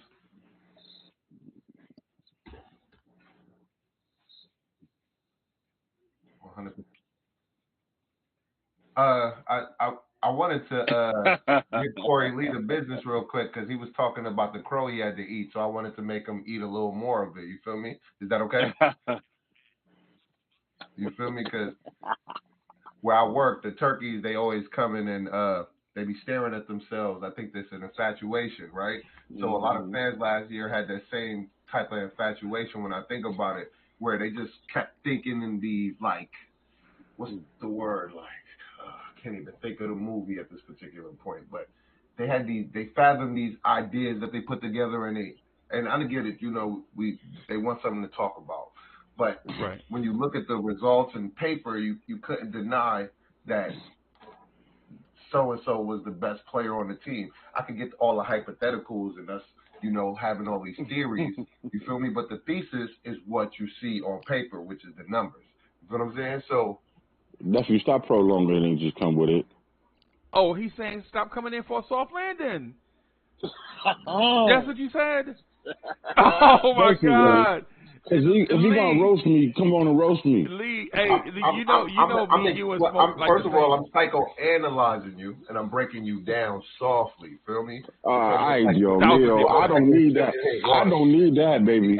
And this ain't for Smoke and Nick, so I can't even come at you like that. So let's not pretend. I'm young man. I'm grown. I promise you, I'm grown. I've been grown. We've spoken before. Come on, man. You know me. Come on, man. We got love for each other, but you know what I'm saying? If you're gonna throw your punch, throw it, man. Make sure it's sharp and make sure your aim is pure. What I was talking is y'all gotta eat that. Like, I can't say it the way I want to say it because this joint. But I'm gonna be respectful while I say it because you feel what I'm saying. But I'm gonna just. It's all good. And also too good on that. And that's, look, man, I ain't the one that look foolish at the end. Right? Hey, for one, Smoke. Let me say something real quick before I get lost. We had been doing the podcast joint, bro.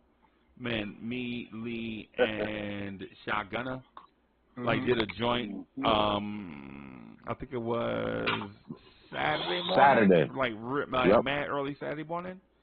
And at the moment, I think I might be wrong, but I think it's like last time I checked, it's got like 100+ downloads. And like Saturday, Sunday, Monday, Tuesday, Wednesday. It's like in 5 days.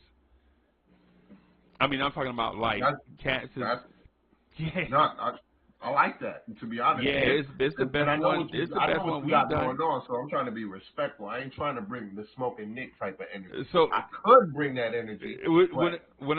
Ultimately, what I'm saying is I'm trying to step in between y'all, but I think Corey Lee is intimating that you might be scared. Now listen, I know the Smoking Nick. I know the Smoking Nick, and I know the last thing. Don't be trying to get him. Don't be trying to like play him and get him. You know what I'm saying? We don't want to. You know what I'm saying? We don't want to see the dog. You know what I'm saying? You know he trying to be respectful. You know what I'm saying? He trying to be change clothes and go. You know what I'm saying? You know, Lee, but you know the dog is there. You know what I'm saying? Oh, come on. I don't want to paint it or frame it like, yo, I'm just some ignorant whatever that just be. Nah. I'm just energetic, and sometimes I like bringing that energy in. Sometimes I might take it a little too far. You feel what I'm saying? Nephew. I get it. But I know how to behave myself. You forget. We talked for about 2.5 hours. I didn't. Y'all talked for 2.5 hours straight, back to back, no breaks. No breaks. Sure. We had a good back behind the scenes call. Okay. I remember that. I don't forget. Okay. I just jump on your. But that's why. That's not the reason. But you was. This is why I had to get at you because I'm like, yo, my man's. Right. Man. But I wouldn't be your man if I wouldn't. I don't know Mets 21, 28 like that, so I haven't been able to get in his mix. But Wiz already know what the deal is. Freezy already know what the deal is. Corey, you already know what the deal is. And anybody that see me on any of these pods, you already know what time it is. I'm bringing the smoke. I've been in the show. You and I booked it up like 10, 11 p.m. midnight West Coast time. So those catch up. Yeah, it's like 3 o'clock East Coast time, man. Exactly. You know, it's for the grown folks. It's not for the kids. You gotta put the kids to bed when you come to my show. You heard? Right. Yep. Right. You know, it's the after hour club. That's what you should call it. Yeah. But so you're coming out here to praise Obi right now. Is that what you're doing? I think Obi. Forget Obi, right? We trying to focus on Obi. Why we not focusing on the 3 players that had 30 tonight? Thank you. Right. Why we not talking about the dudes that did do something? I heard Adam say that we ain't got a bench. Those dudes that played tonight come off the bench. Yeah. Mitch had 16 and 14 points, 16 rebounds, and 7 blocks. Jesus Christ. And then Adam asked me if I would put him in the gym to shoot free throws, and I was like, Adam, bro, geez, relax. The dude had double-digit points, double-digit rebounds, and almost double-digit blocks. 7 blocks. And a couple of those was blocked, and they just caught them fouls just to save them.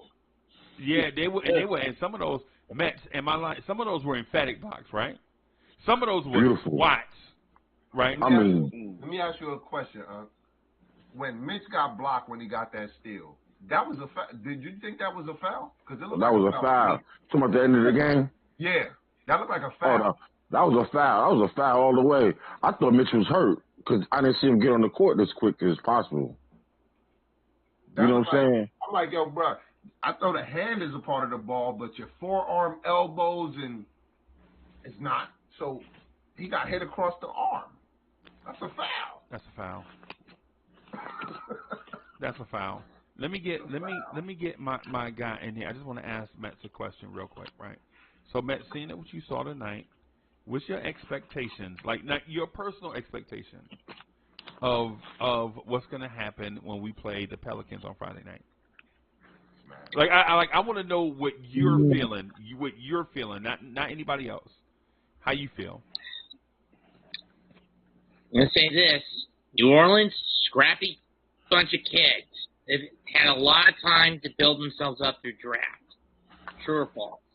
It's up to you. I'm asking you. Don't ask me. Don't ask for a cosign. What are you feeling?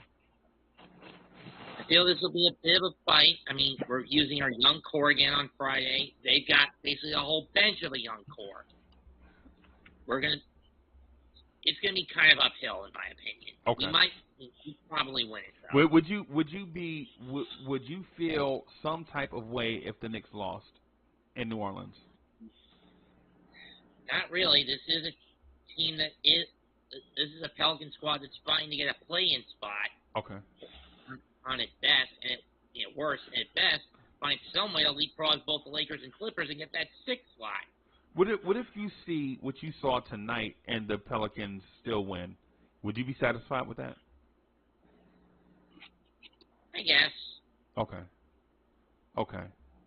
And the reason why I'm asking, yo, King Ant G in the building, our brethren. What's good, brethren? King Ant G in the building. Paris Duggar, thank you for the generous contribution. Paris Duggar says ham sandwiches are dunking with hops and force now. Appreciate that, Paris Duggar. That's our guy.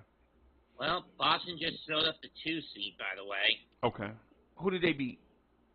Toronto, 97-93. Much closer than I thought it would be. Okay. All right. And that got him the division title again. Okay. Let me ask Adam a question. I want to get Adam back involved real quick. And then once I get Adam's thought, I want to go back to Smoke because Smoke started on a point, and I think we shouldn't discount where Smoke was going with it, right? Adam, you still there? Yeah, I'm here. All right. As a matter of fact, Smoke, what I'm going to do is I'm going to use your point to start the conversation with Adam, and then I'm going to work it back to you so you can get in your bag. You okay with that? Smoke, can you hear me? He good. He messing with the kids. Okay. All right. So basically, what Smoke was intimating is that a lot of narratives are slowly getting debunked. Like a lot of narratives are slowly getting debunked, and for those of us that made declarations earlier in the season, we think now is the time for us to kind of man up on those declarations that we made, right? Like, for instance, at the beginning of this season, a lot of Knicks fans were basically saying trade Randle and get fair market value for him right now while his stock is the highest. That was a narrative, right? Now, which I debunked 1,000 times, Uncle Freezy, because it was garbage. Right. No doubt.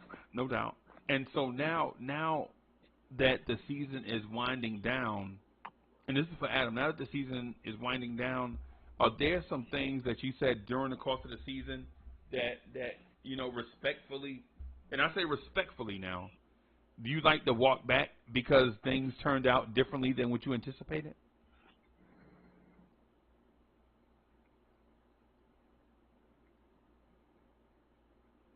Who's that question for? Adam. Repeat that again, Percy. Are there some things that you said earlier in the season, declarative statements that you made early in the season that you'd like to walk back now that the season is coming to an end? The things that I said earlier in the season about the Knicks not going to win a lot of games. Yeah, I can take back, some of the things I said earlier. Like what? Specifics. Like the December schedule. Oh yeah, you debated us on that. I remember that. He specified at first too. He said he didn't think we was going to win a lot of games. He said that. I was wrong about the December schedule. The Knicks won a lot of those games in December. I think he was wrong about the season. Is ultimately what Uncle Freezy is trying to get at. No, I'm saying just in general because I'm going to ask the panel the same question. Okay. I'm gonna ask the panel the same question because Lee started it right when he said what he said about Randle last year. Correct. Right. and so Adam said, I heard Adam say a couple of things and I was wondering where he was going with it. I didn't understand. And look, I'm a smart dude, but nobody understands everybody's motives. That's the reason why we all ask questions. It's the reason why Mets ask me questions in the moment, right? Nobody here is mind readers, right? Nobody is. So, but there was a stretch when we were doing games that I heard Adam say that, and then Wiz co-signed it. Wiz came in scorching hot one night and co-signed it. Adam said, "I wish Julius Randle would stop shooting threes." Y'all remember that? Oh, Wiz said that too. It wasn't me. Oh, no, yes it was. And I scream it too when he gets in that tunnel vision. It wasn't me that said that. Yeah, it was, Adam. I have you on. 1, 2, 3, all three of y'all. No. Oh, Adam, you didn't remember the malarkey that be coming out your mouth sometimes. And Adam, and then you co-signed it with, I only want Randle taking threes when he's hitting threes. That don't even make sense. If he's gonna gotta make take them, the threes to hit the threes. But how are you gonna take them if you don't ever? Okay, right. Okay, all right. And Wiz came in and co-signed it, right? And Wiz on that joint, me and Wiz, I talked to Wiz about not backing down from what he said, and I said, Wiz, that's how Julius Randle opens up his game going to the basket. Like he's got to have the three-pointer be a threat so that he can put the ball on the floor. And Knicks fans were saying that Randle should start inside out and not outside in. Yeah, Adam, you don't remember that conversation? I probably think I do. Yeah. I probably did. There's different perspectives, right? There's the outside perspective as a fan where you watch dudes play, so you always think you know what they should be doing. And then there's the preference or the vantage point from where you've played the game, not even at that level or nothing like that, but you've played basketball enough to where you understand that it's not as simple as people try to make it seem. Right. And basically what I'm getting at is there were a lot of stories. Give you an example. There were a large group of fans, and I'm just throwing this out there, right? I'm just throwing this one out there. I'm not pointing fingers on this one, but I will point fingers at others because the thing about it is the thing that is like with me, I'll rock with anybody, but I want you to be real and genuine with me. Like, don't shoot me the gas. Right. If you have a narrative, stand by it. Like how you move me off the good side to the bad side is like you say something and you say something and you be like, nah man, I ain't never said that. You know what I'm saying? That's how you. I'm not saying Adam did that. I'm just saying in general. Nah, but it's documented, man. You got to stand on it. Yeah, you got to keep it funky. And I'm not saying that would be with me and Adam because we've all said something during the year that we kind of walked back some slowly. Nah, if you were wrong, you got the right to change your opinion. You got the right to change your mind. Yeah, because things change, bro. Correct. Things change. You ain't never seen somebody carry an umbrella every day. Sometimes it rains, sometimes it don't. Right? Sure. You know what I'm saying? So I mean, the thing I'm getting at is otherwise, otherwise, otherwise, check this out. Do you remember on the panel we couldn't get through a Knicks at Night podcast because Katz was saying Tom Thibodeau is stubborn and he should be playing Cam Reddish. Why is he not playing Cam Reddish and Obi? You remember them conversations? This is for otherwise in the chat, right? How many times I got kicked off cursing people out because they was talking nonsense all the time? Bro, you remember that? Remember that? I do. Tibbs won't play Cam Reddish. Tibbs won't play Cam Reddish. Matt, you remember that? I do. You remember on every Knicks channel, it was the same conversation, right? Like everybody is legit like, yo, play Cam Reddish. I know y'all remember these things. Yo, why Tibbs won't play Cam Reddish? Why is Tibbs playing 9 players, man? Why don't Tibbs play 11? Well, when he was playing 11, we were 10-13. Right? Right? When Tibbs was playing 11 players, we were like 5-7, then 7-7, and then 7-8, and then 10-13, and then we got blown out by Dallas by like 1 million points, and Tibbs was like, yo, I'm going to a 9-man rotation whether y'all like it or not. Can I ask you a question, Freezy? Okay. Now let's finish this topic first. Hold on. No. It's pertaining to the topic, so I would call it a parentheses, right? So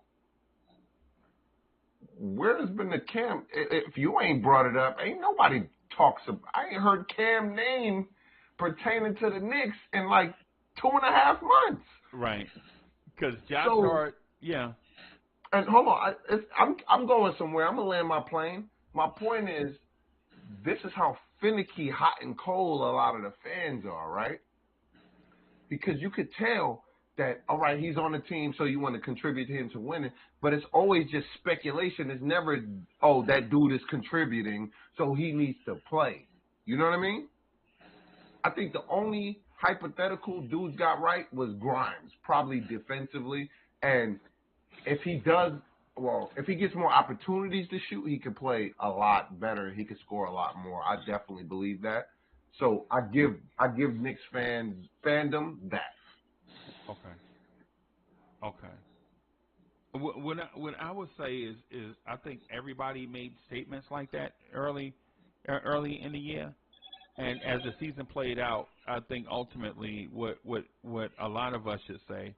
And for the most part, we are all like the cats that do this every day and night. We are subject matter experts. Like we legit know more about this team and the ins and outs than most people because we watch it more and we communicate with each other and we exchange ideas and ask questions. So we know more about this subject, right, than anybody, right? But the thing is if you notice, I'll use the Cam Reddish thing for an example.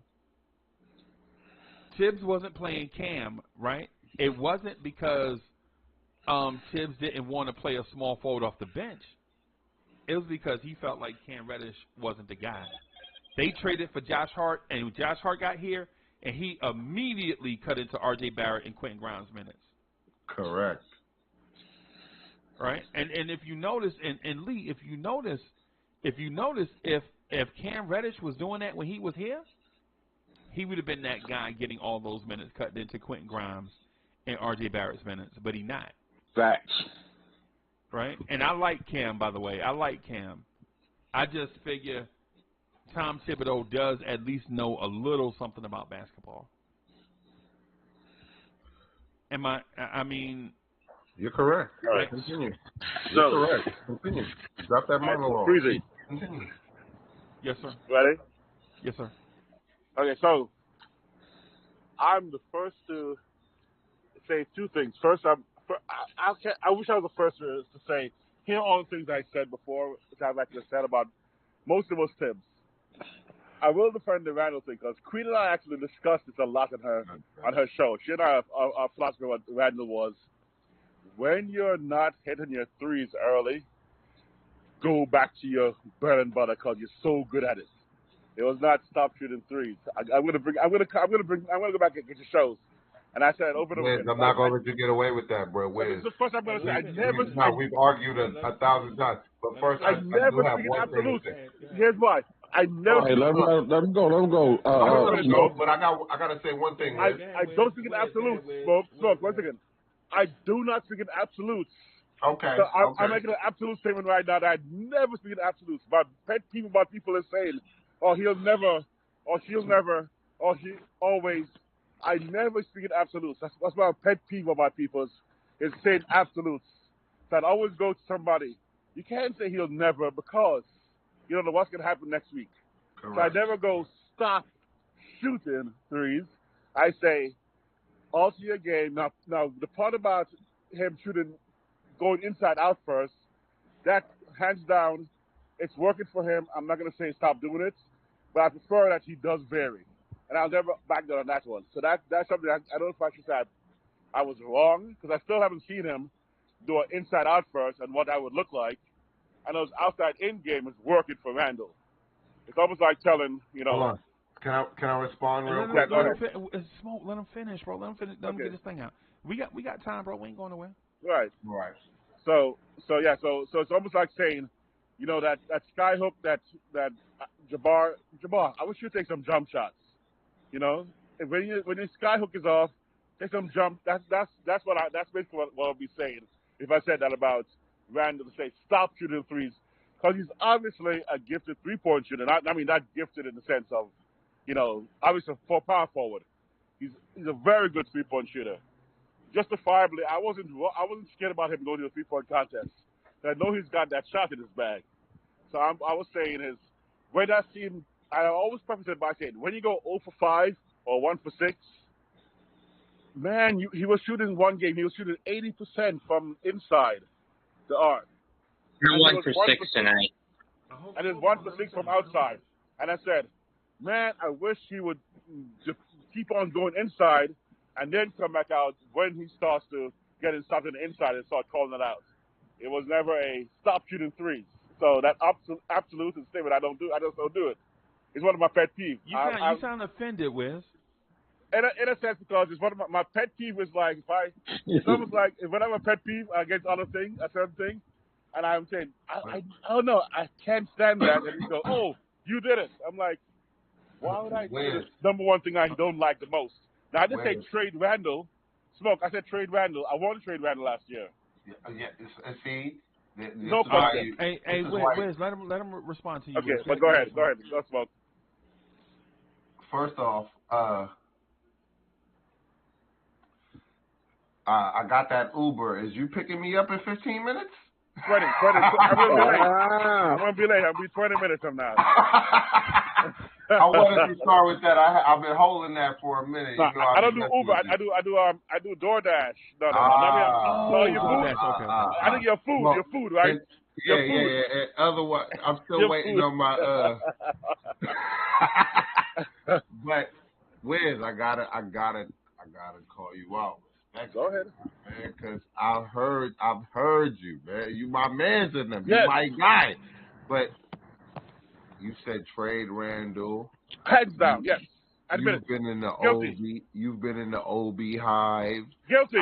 I've heard you say Randle needs to stop shooting threes. Not stop. I didn't say stop. I said reduce or alter.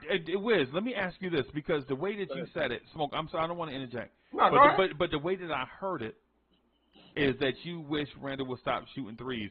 Now, let me ask you this: are you saying that it should be taken into a context of maybe that game that you said that, or overall for the season?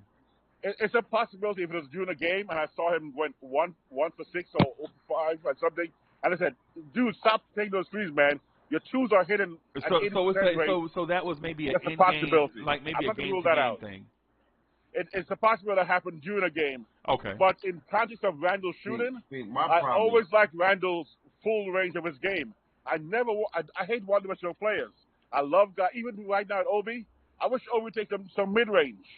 I'm like, take some mid-range. I'm not gonna say stop shooting the threes or stop dunking, but I wish he would add mid-range to his game. Same concept I would do with Randle. Don't Now, depend Randle on the don't need threes. no mid-range, man, because he No, I'm not dominates saying, on the I'm not saying inside. mid-range. I'm saying But that's why he got to mechanically. shoot the threes. You shoot No, the threes so you can just get straight to the paint. Because he ain't I didn't got say no. that. You I don't didn't need say to. that. I'm not I said, saying what you said. I'm negating what you said. I didn't say what you said. I didn't state and no implications. Okay, but Randle, forget about Randle's mid-range. I'm saying Randle, when his threes off, and his two is hitting at 80% clip, which is a couple games he was doing that. I'm like, dude, why gonna go back to what you're off on right now? Because all of us, I think most of us have played ball, right? You know when your shot's off, on that outside shot's off. You feel you don't see that hole. It's almost like when Michael Jordan said that the rim looks big. You can see when the rim looks kind of small to you because you're like, oh man, my body's off a little bit. But when I drive in and I'm getting that layup, or I'm dunking, and I'm going to do that every time I do it, I score. I'm not going to go back to go, you know what? Until I get stopped, I'm not going to go back to that three-pointer and throw up 3 more bricks and go 1 for 12 like he's done a couple games. So that's what I'm saying. In that context, not in overall Randle's game, I want Randle to do everything because I think he can do everything. Randle is probably the most gifted power forward, in my opinion. Hey, He's top 3 right now. So the reason why he did that, bro, is because last year he was taking long twos, and that's the thing that I keep trying to say in this whole Randle shooting threes conversation, right? What's the difference between Randle taking a 20-foot two or a 22-foot three? If he miss, it's still a long rebound, but if he make it, he gets an extra point. That's what Johnny Bryant had been working on Randle. It's not the number of shot he takes, but the type of shot he takes. Correct. Because last year, people legit had the same type of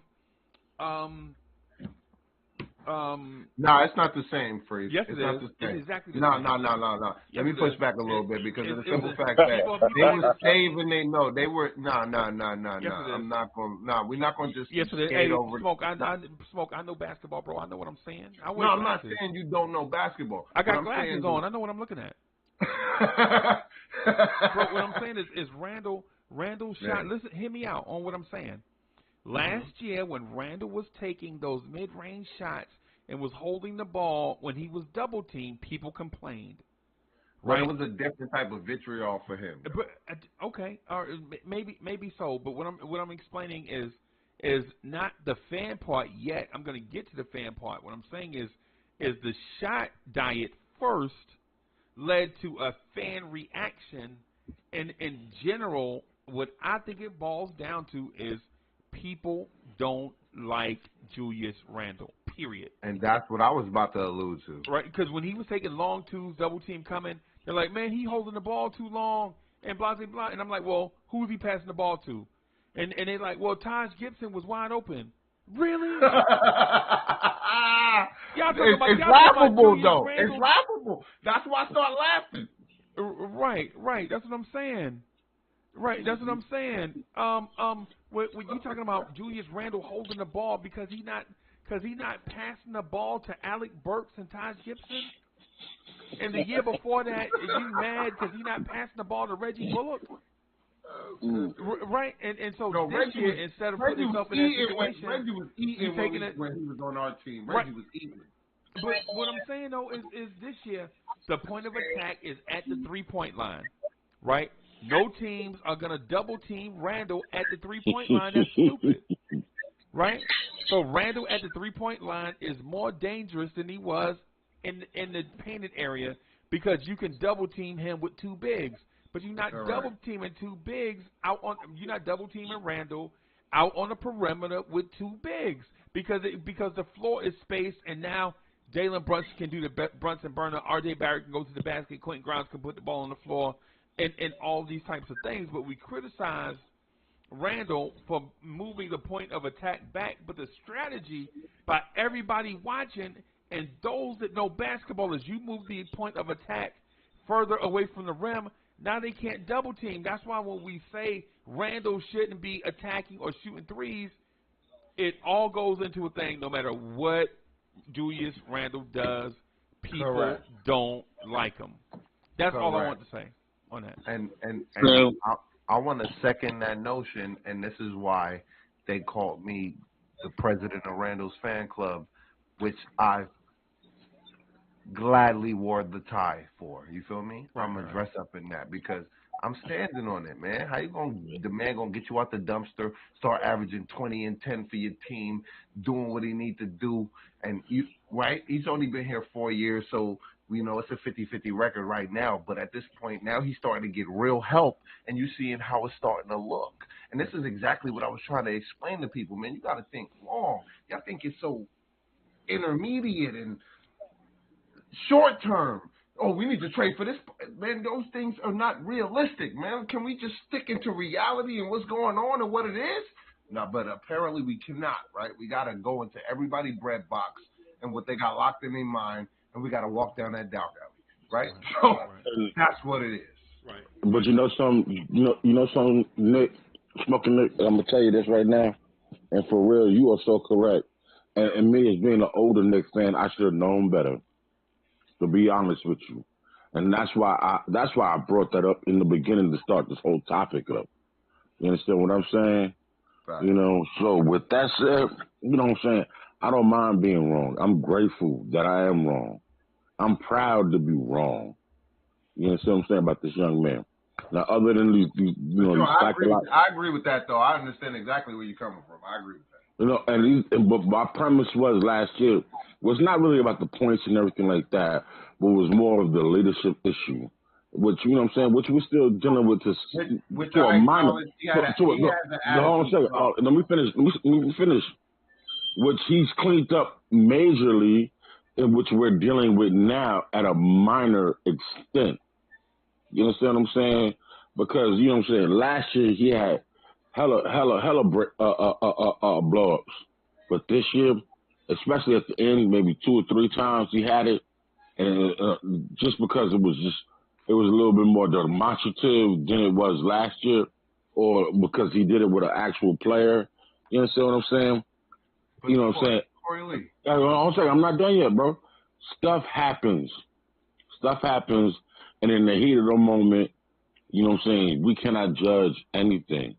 You understand what I'm saying? That's my point. Lee, can you do the super chat too? Can you see that super chat? Yeah, I saw it. And shout out to my man, I don't know if it was David L, but it says David. Yes. And it says Ablorence Tiz. Can we get you to admit that the forefront acquiring of Hart was a legitimate one of the best, I guess, FO / front office. I guess it's front office. Front office moves. Yeah, front office moves at the trade deadline. You know what I'm saying? Yeah, I can admit that. Yeah, I can. Yeah, hey, the trade for Josh Hart, depending on how you see things, if the Knicks don't get a first round pick this year, then if the Knicks don't get a first round draft pick this year, then I'm probably going to be a little saucy, right? Because that'll be in back-to-back years that we didn't bring in a first round pick to backfill the roster. That means that this will be like the second year in a row that we paying veterans that ain't playing to come and play on the back end of the roster instead of backfilling with cheap young talent, right? But at the same time, Josh Hart, the addition of Josh Hart, bringing him in and shipping Cam Reddish out to bring in a player that actually contributes to the rotation, to me, I think is a good trade. You know what I'm saying? I'm weighing one versus the other. It's like the hot and cold thing. Like, if the Knicks don't get a first round pick this year, I'm gonna scrutinize it a little bit. But at the same time, Josh Hart brought something to the table. So in other words, more than the first round draft pick could. Go ahead, Mitch. My bad. So in other words, what you're saying is, Freezy, and correct me if I'm wrong, if this is the second year in a row that the Knicks get fleeced out of their first round pick twice, you're going to be a little bit sad. But on the other hand, if the pros of trading to get Josh Hart outweighs the cons, you don't mind it. Is that what you're saying? But the pros have already outweighed the cons, man. Right. Yeah, because to me it depends on the season. Like for instance, if the Knicks make a miraculous run to the Eastern Conference Finals, if they make a miraculous, then I'm gonna be touting Josh Hart, right? But as soon as the draft gets here, I'm still gonna scrutinize the fact that the Knicks don't have any first round picks. Right. So it's one of those things where it'll be like, yeah, I like Josh Hart, but it's a thing called, and I don't know if people realize that this is a real thing or not, but it's a thing called buyer's remorse.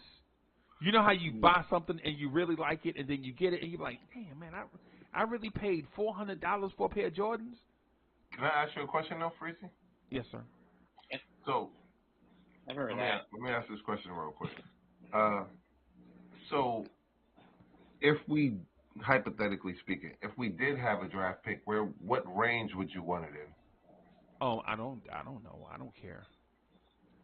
So, why would you be upset about us not having one if you don't care about the range of the pick that we're going to have? I just explained it. You didn't hear me? I did hear you, but I'm still confused. I said in my response that I would be frustrated that the Knicks don't have a draft pick to add young, cheap talent to the back end of the roster, which would force us to spend money on veterans, bringing in veterans to sit at the back end of the roster, like Derrick Rose and Evan Fournier. In my mind, the Fournier spot and the Derrick Rose spot could have been nice young talent that we're grooming for the future. Because think about this: what have Evan Fournier and Derrick Rose done this year that makes you think that they actually earned the $33 million that they made combined? 2 words. Is that a question? Yeah, I'm asking. Oh, well, I don't, and it's a cap situation, so I'm not really worried about what they make. They are highly skilled, so they've earned the right to sit on the bench and do what they do, right? They earned it, and they negotiated those contracts, in fairness. Correct. And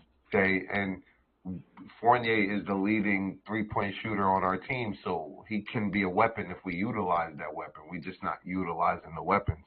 But I think we should give credit to the front office for the fact that we got all types of weapons. You feel me? Fournier's not the best defensively, so he doesn't fit what Thibodeau is trying to do. Okay. So Thibodeau has no problem, and I get it. Like, that's a front office mistake. They thought they was going to get Kemba and Fournier, you know what I mean, when Thibodeau wanted Bullock and all these mismatched people. But my thing is not even what happened in the past. Even though I brought up Rose and Fournier, it's the culminator. What I'm saying is this summer, if we're not able to add quality young talent to the back end of the roster, and instead we bring Taj Gibson back because we may have space in our draft picks, then when I look at the Josh Hart thing, I think about it differently because now I'm looking at Josh Hart and Emmanuel Quickly both are looking at getting extensions in the same offseason. Now I have to weigh, like, who's more important, Emmanuel Quickly or Josh Hart? No, and you can sign, and in theory, you can sign both because one player's contract kicks in this summer and one player's contract kicks in next summer. But what that does is it limits how far you can go when next summer is Quentin Grimes' time to get a contract extension. But we already got $300 million players, huh? We already got $300 million players. We got Brunson, Randle, and RJ. That's our core right there. Right. How much money do they make total put together next year? Put together like $300. No, they don't. No, I'm talking about their annual salary because annual. You're not cutting a check for those dudes. Not making $100 million a year. I didn't say a year. I meant total. You said $300 million. That's $300 million. They all got 4-year contracts. Hey, I help you with that. Okay, so here's the thing, right? All right, No, they so all got 4-year contracts. There will be a player in the NBA making $55 million a year next year, right? In the season. Do you know how much Jalen Brunson, Julius Randle, and RJ will be making? I never said their contracts wasn't worth it. No. I'm clarifying. Because you said $300 million. What I'm saying is that is $300 million. Three players making $100 million within like a 4-year period. All of them. That's $300 million. Right, but it's not a season. It's not a season. I never said it was a season. Right, because you're not listening to me. You keep jumping in and saying this thing about what I'm saying to you is there will be a player in the NBA making $55 million a year by himself. And together, those three players will be making $75 million. Right? And how it goes, it'll be Brunson, RJ, Randle. Julius Randle will be the third highest paid player on the Knicks. Right? And then Jalen Brunson's contract is declining. So Jalen Brunson's number will be coming down over the next 3 seasons after this. Right? So when it comes like to what we have to keep in mind that with an annual salary cap that'll be in the neighborhood of about $140 million, $140 million. Jalen Brunson will be making 27. RJ Barrett will be making 26. Randle will be making 25, plus unlikely incentives. Like Randle's contract will go up if he does stuff like wins the NBA Most Valuable Player. Can I read that Paris Duggar super chat? Yes, sir. Paris Duggar, salute. You already know the vibes. Thank you for your generous contribution, my brother. He says, question, is RJ Barrett actually a better 3-man than Obi? Still? Huh? I want to sit this one out. You want to answer that one? Yo, personally, I like RJ. I'm not a people think I hate RJ. I don't hate RJ. I like his heart. Feel me? I think he should lose some weight.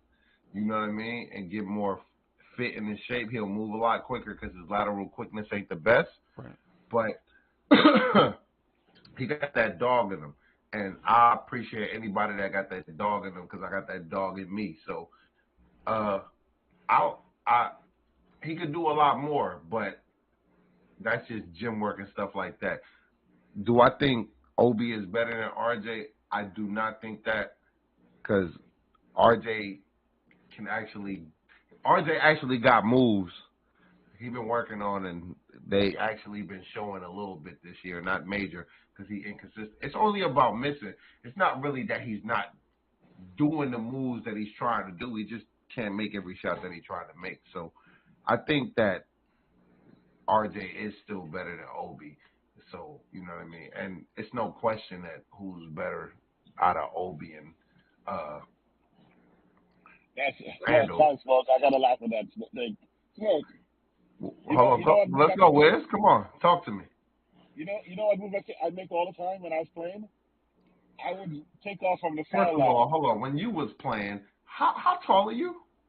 6'4", 6'5". You're a big dude. And but I was real skinny. What was you playing? What was you playing? Center in junior high school? No. I was 5'4" in all the way to 10th grade. I was playing point guard from ninth grade. First grade. 5'5". Yeah, and then I grew to 6 feet between junior and senior of high school. But I was 170 pounds. Okay, but my joke was, funny take was, you said that RJ has all the moves. He's just like finishing. You know what move I used to do to my teammates? But and I also said, don't skip over the fact that I also said, and I don't mean to cut you off, I apologize, that he's heavy and he's not as lean as he should be. I also said that. Continue. I know, but the part I find funny was, I used to always take off from the foul line, acting like I'm going to dunk the ball, but I could never finish it. It means nothing if you can't finish the shot. Sorry, you can have all the moves and look as good as you want. I've seen some shots with the prettiest moves, and they couldn't hit the basket. So right away, I dismissed that entire take on he has a lot more moves. He just can't finish, and that's too big a statement But to no, give him no, any no. credit for. Listen. That's a good statement because if you got the foundation right, it just takes a tinker here, a tinker there to get you where you need to be. And I get that RJ is not like, man. I was on the RJ crazy train for a minute, but I'm a basketball player, so I know that you can progress over time if you work on your skills. And you can see he's working on his skills. The problem is the league is a lot tougher, it's a lot stronger, and you second guess yourself sometimes. So I understand it's a culminative effect. You gotta be strong. You gotta be strong mentally, and you gotta be strong physically. You feel what I'm saying? And your game, you gotta work on you actually gotta work on your game. You know what I mean? I agree with you, by the way. I think RJ is a better player than Obi, and I'm Obi High. Come on, man. The Obi Hive, they cool, bro. We love the Obi Hive. Matter of fact, let me put my camera on so people understand. We love you. The Obi Hive, we love you. We think Obi's a good player. Is a better player He's than not Obi. better than Julius Randle. RJ is better than Obi. Well, no one ever said that, by the way. Always stop. Every No, people have said, hold on, Obi's Wiz. not better. Okay, let me say it for me. No, hold on, Obi's Wiz. not even close to being better than Randle. Hold on, Wiz. Stop. Chill for a second. Let me control them because they don't listen, right? So they need to be explained to, not condescendingly, because we love all our people and we love everybody that contribute and rock with us 100%. We love you. That's a fact. But sometimes you need to be tapped on the head because y'all don't listen, right? So Obi's not better than Randle, right? He got the last 2 games to contribute and do his thing. And he did his thing tonight. I ain't going to lie. I don't know his numbers. I ain't got it pulled up at this particular moment. But he did his thing. We had 3 players contribute and give us 30 tonight. And it wasn't your man's in them. Right? So, and he played enough minutes. You feel what I'm saying? Everybody got to play. Sims got some minutes. Hartenstein got minutes. Mitch got minutes. McBride got minutes. The only person that didn't get minutes was Kills. Sims didn't really get a lot of minutes either. Sims got enough minutes to make something happen to get more minutes. We supposed to just give people these phantom minutes that they don't deserve? Or are you still talking about the first 20, 30 games where he was getting minutes and he contributed? He definitely contributed when him and Hartenstein was doing it. Yeah, let's finish responding to the super chat though. The RJ better than Yo, you switching that up quick. Better than Obi. Am I the only one that can barely hear Wiz? Oh, yes. Wiz ain't got no studio, man. You know how it is. He a cat. I'm sorry. I don't want to miss what my man is saying. Is what I'm getting at. RJ is better than Obi. That's my statement. Let's go. Next person. What do you think? I agree. I agree with you, Wiz. Once. I just want to point out real quick. There's a separate conversation going on in the chat with Jerry Fitz and Nick Yak, and I just want to point out Jerry Fitz. I think I'm with you and Nick Yak on it, right? I don't know if y'all are maybe seasoned fans like myself, because the seasoned fans tend to have a little bit more patience when it comes to certain players. But I think I agree. I think I agree with where Nick Yak and Jerry Fitz are going in the chat. I just wanted to point that out, man. Pull it up. Let's talk about it. Pull up the argument and the conversation. Nah, well, the thing is, you and Wiz had a separate thing going on too. No, we can X that. And Anthony D, I see you. Anthony D said, check your email. I got you, bro. Relax. I got you. I promise. He wants you to check it now while you live, not later. Yeah, I know. I got yeah. Just keeping it real, man. Yeah, man. But yo, Wiz, to be honest with you, I agree with your points ultimately, man. We never agree, so you know how that is. True that. You know I love you, big dog. Same. West Coast Real to the best talk. coast, maybe. But ultimately, I thought it was a great Watch game. your mouth. Oh. But you can't show your brothers love. God. No. I said West Coast No. to the West Coast. Yeah. All That's the I'm only gonna say thing. is AD. I got you locked in, AD. All I'm gonna say is California knows how to party. California Yo, I will say knows this how to party. as a dude In that's the lived city on, of LA. as a dude that's lived on both coasts for more than 15 years on both coasts. Right. I like the realness of the East Coast, but I love the weather and the girls on the West Coast, man. You heard? All right. So there we go. No. So I love my people. I ain't gonna lie, but I'm 50-50. You heard? Because I love the realness. Because I like keeping it real, and only East Coast people can handle that real shit. Yeah. But right. The prettier people are on the East West Coast. All right. You know, please, you say LA knows how to party, but that state's going crazy too. That's what they. I'm just saying. That's what they say. And they do know how to party. LA's going nuts right now. LA's actually cool, man. For whatever. Was they having riots again right now? Adam, we don't know. LA is cool. What are you talking about?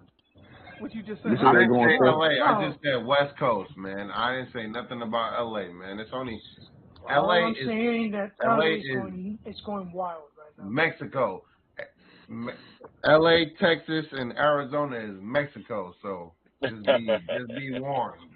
You heard? True that. Oh, you ain't gonna tell me, bruh. I've lived out here for a while. I know. Yeah, man. All right, so go ahead, Adam or Matt. So what do you think about RJ Obi?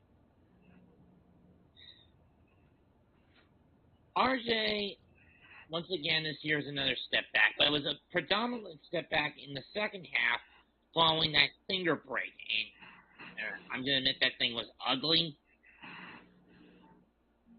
And it's kind of thrown his game off more often than not. With Obi, on the other hand, it seems that Tibbs only wants to play him constant minutes down the stretch of the season. And to me, this is not a healthy setup for either player. However, if it gets Obi more time on the court, then so be it. Okay. Until Tibbs gets his head out of his ass, i.e. realizes what he does is what his coaching method can be counterproductive at times, and balances out the minute rotation. Matt, you know what you sound like right now, bro? You know the Knicks are 14 games over 500, right? I sound like a broken record. I know. No. It sounds like you have an axe to grind with Tibbs. Not a broken record. It sounds like you have an axe to grind.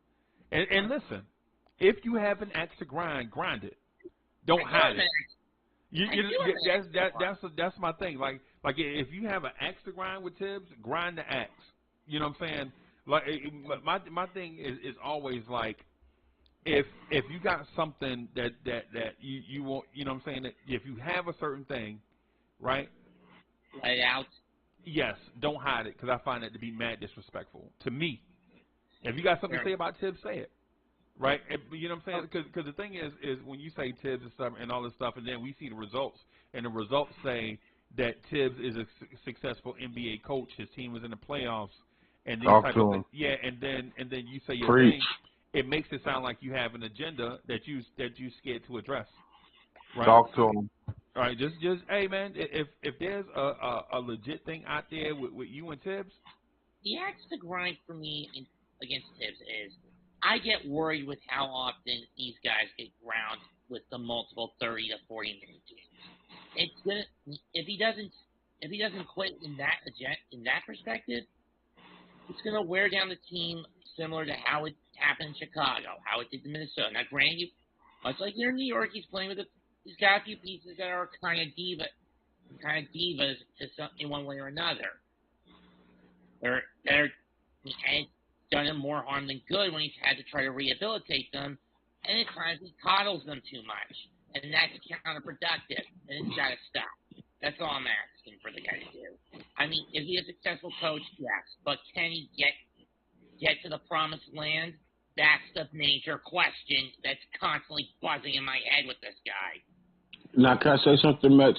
Well, You know, Lee, let me do the follow-up, Lee. Hold on, just real quick. Right. Just real quick. In fairness to the thing between me and Mets, right? Okay, So here's the thing. How do we resolve that issue?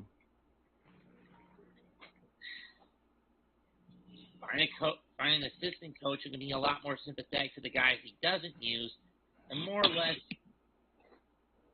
convince Tibbs they're rotting on the bench unless he uses them, even for just more than just 2 or 3 minutes a game. Just give them a chance. I would say how we resolve it, and in my opinion, how we resolve it is by looking at the outcome, the finished product. Right? For instance, if the Knicks are successful in the playoffs, then I would back off of Tibbs and let Tibbs live. Right? But to your point, if this thing backfires like you believe it will, then we get on Tibbs about the thing backfiring. Right? But right now, when you're at the crossroads, when you're at the four-way stop, you don't know whether this thing is going to backfire or whether it's going to work out for Tibbs or whether it's going to exceed expectations. What I would say is that, just let this thing play out because we've never been in this place with Tibbs. So, allow it to play itself out. Right. You feel me? Yeah. Because right now, bro, I'm mad at Buck Showalter. And you see how ridiculous that sounds after 7 games? Yeah, and I don't blame you. I mean, I've always viewed Buck as nothing more than a short-term fix. I only gave him a 3-year leash anyway. Right. Yeah, and so right now, man, the Mets are 3-4, and this is related to the Tibbs thing, y'all. It's not just me going off on a tangent. What I'm saying is ultimately, sometimes you got to allow these things to play itself out because going back to the point earlier where I mentioned, are there narratives that we kind of want to walk back and recalibrate based on the end result? I think it's one of those things, like this may be one of them, where we could probably just relax for a little bit. The season, bro, the playoffs are going to start either the 14th or the 15th, depending on how long the play-ins go, right? And before you know it, our season may be over, and we'll have plenty of time. Or this team will exceed expectations and make it to May, and it'll be the first time in a long time that the Knicks played May basketball. First time in 10 years. Right. Well, that's not guaranteed. No. True. But what is guaranteed, though?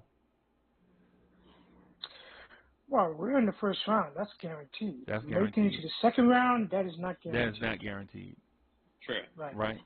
The reason why I ask you what is guaranteed, Adam, is this: that when it comes to the playoffs, we speak in things that are likely to happen, but a 1 seed has defeated an 8 seed before. Something the other way around? Oh yeah. Well, no. I said it wrong, but yeah, the other way around. Because for the most part, 1 seeds beat 8 seeds every year, right? And it's only happened twice. Right, but 94 over Seattle and us over the Heat in 99. Right, but it has happened, right? Yes. That's the point that I was getting at. Like nothing is a. It was the Knicks first, homie. Nah, it was Denver first in '94. Denver knocked off the Seattle Supersonics in '94 when Denver used to wear those ugly chocolate brown uniforms. But then again, there were only 5 games in the first ranked series. Right, you took it back. Yeah, back, bro. Back.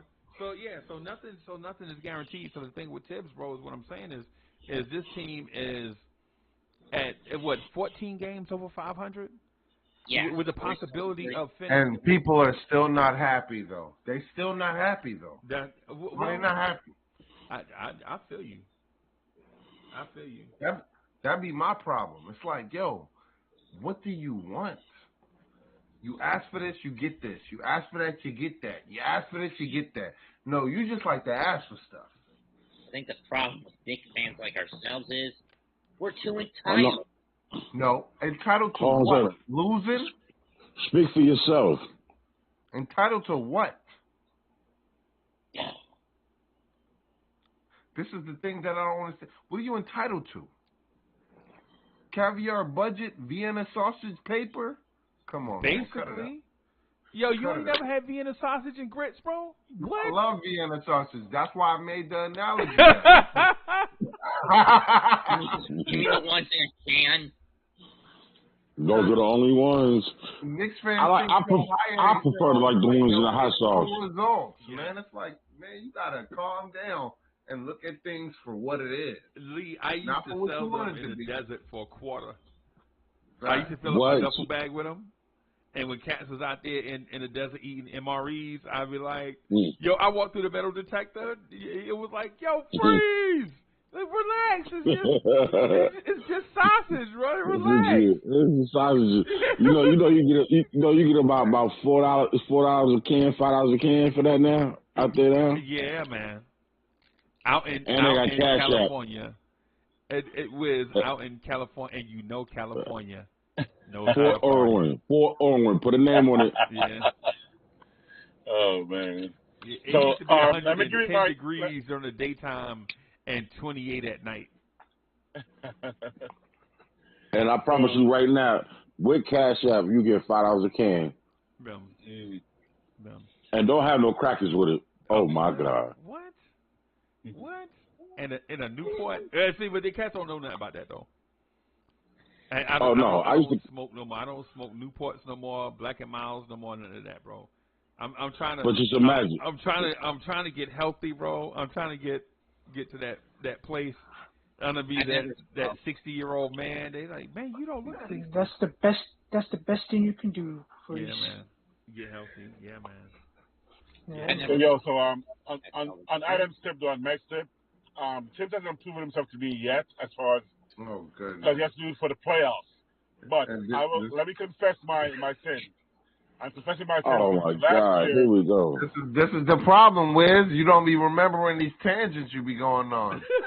Plenty of tangents against Hey, leave him alone, man. My man got Alzheimer's. I'm about to the confess same my thing sin. like Nev the Disruptor. Where I'm he throwing at? myself at the mercy of the courts.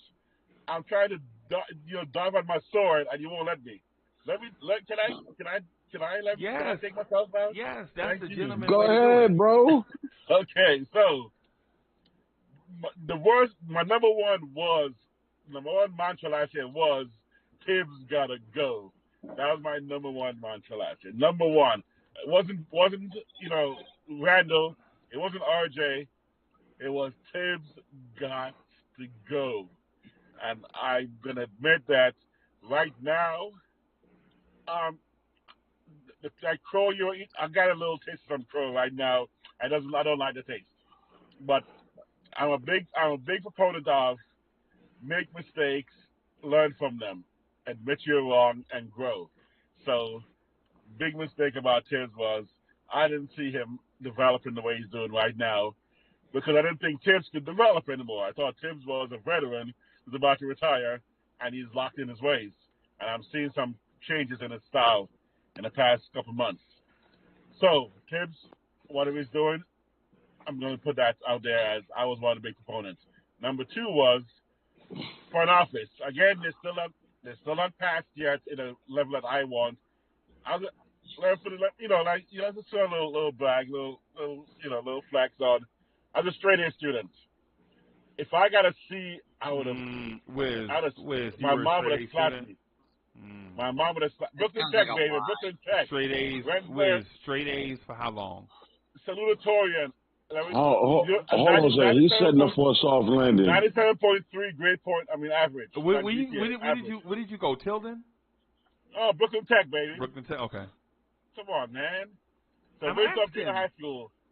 Salutatorian. I need to see your degree. I need to see your diploma. Yeah. Yeah, I'll show you the diploma. What do you want to see? I'll show you my I'm teasing you, man. I'm teasing you, bro. So I'm Jamaican also. Jamaican parents. If you don't study, that's not. So what? My wife is Jamaican. Yeah. Either you're opposite of being bad and get beat, or you like me and you're a super good kid and you get a high grade. So I was the opposite. I don't know nothing about that. Whereas I'm Nigerian, bro. I don't know nothing about that. He plays your Wales. Hey, you the lightest Nigerian I've ever seen in my life. Come on, Peter. You're Welsh. You're part of the Queen's Court. Not the Queen Stepford. I'm talking about Queen Elizabeth. Yeah, and part British Empire. Nigeria. Yeah, so it's weird. It's Cameroon. You the Nigerian of the year, Freezy. It's Cameroon, Nigeria, Wales, and Ireland. Which is weird. So you're colonizer. But it's majority Nigerian, though. You kill me with that, bro. You kill me with that every time you bring it up. That's why I gotta mention it when I mention it. It's still hilarious to me, bro. It's still funny to me because my family used to tell me to lie. Like, I don't know if they told me to lie or if they just didn't know. But they used to tell me that we had. You remember this? Man, we got Indian in our family. Remember that? Exactly. Hey, man. And so they like, man, look at them high cheekbones. You got. And then I do the thing, and the thing come back. Ain't none of that true. Oh man, that's why. Hey man, hold on a second. Ancestry.com is not totally for real, but that's just my preference and my opinion. Right. I'm not all the way right, but they're not neither. just real quick before this I got some Ambisol real quick about to wear off, so I'm gonna get out of here and go. Man, you better throw a Tylenol up in there. I know, bro. I know, but I gotta leave. So basically, what it is just real quick. I'll just say this real quick for people that think I'm a softy. What it is parts of my family come from they have this addiction type thing. And I don't like going down that road. So I don't like taking any medicine for anything. Oh man, I'm sorry to hear that. Yeah. So because we have this, and it's part of life, bro. So the thing is I try to always stay away from it.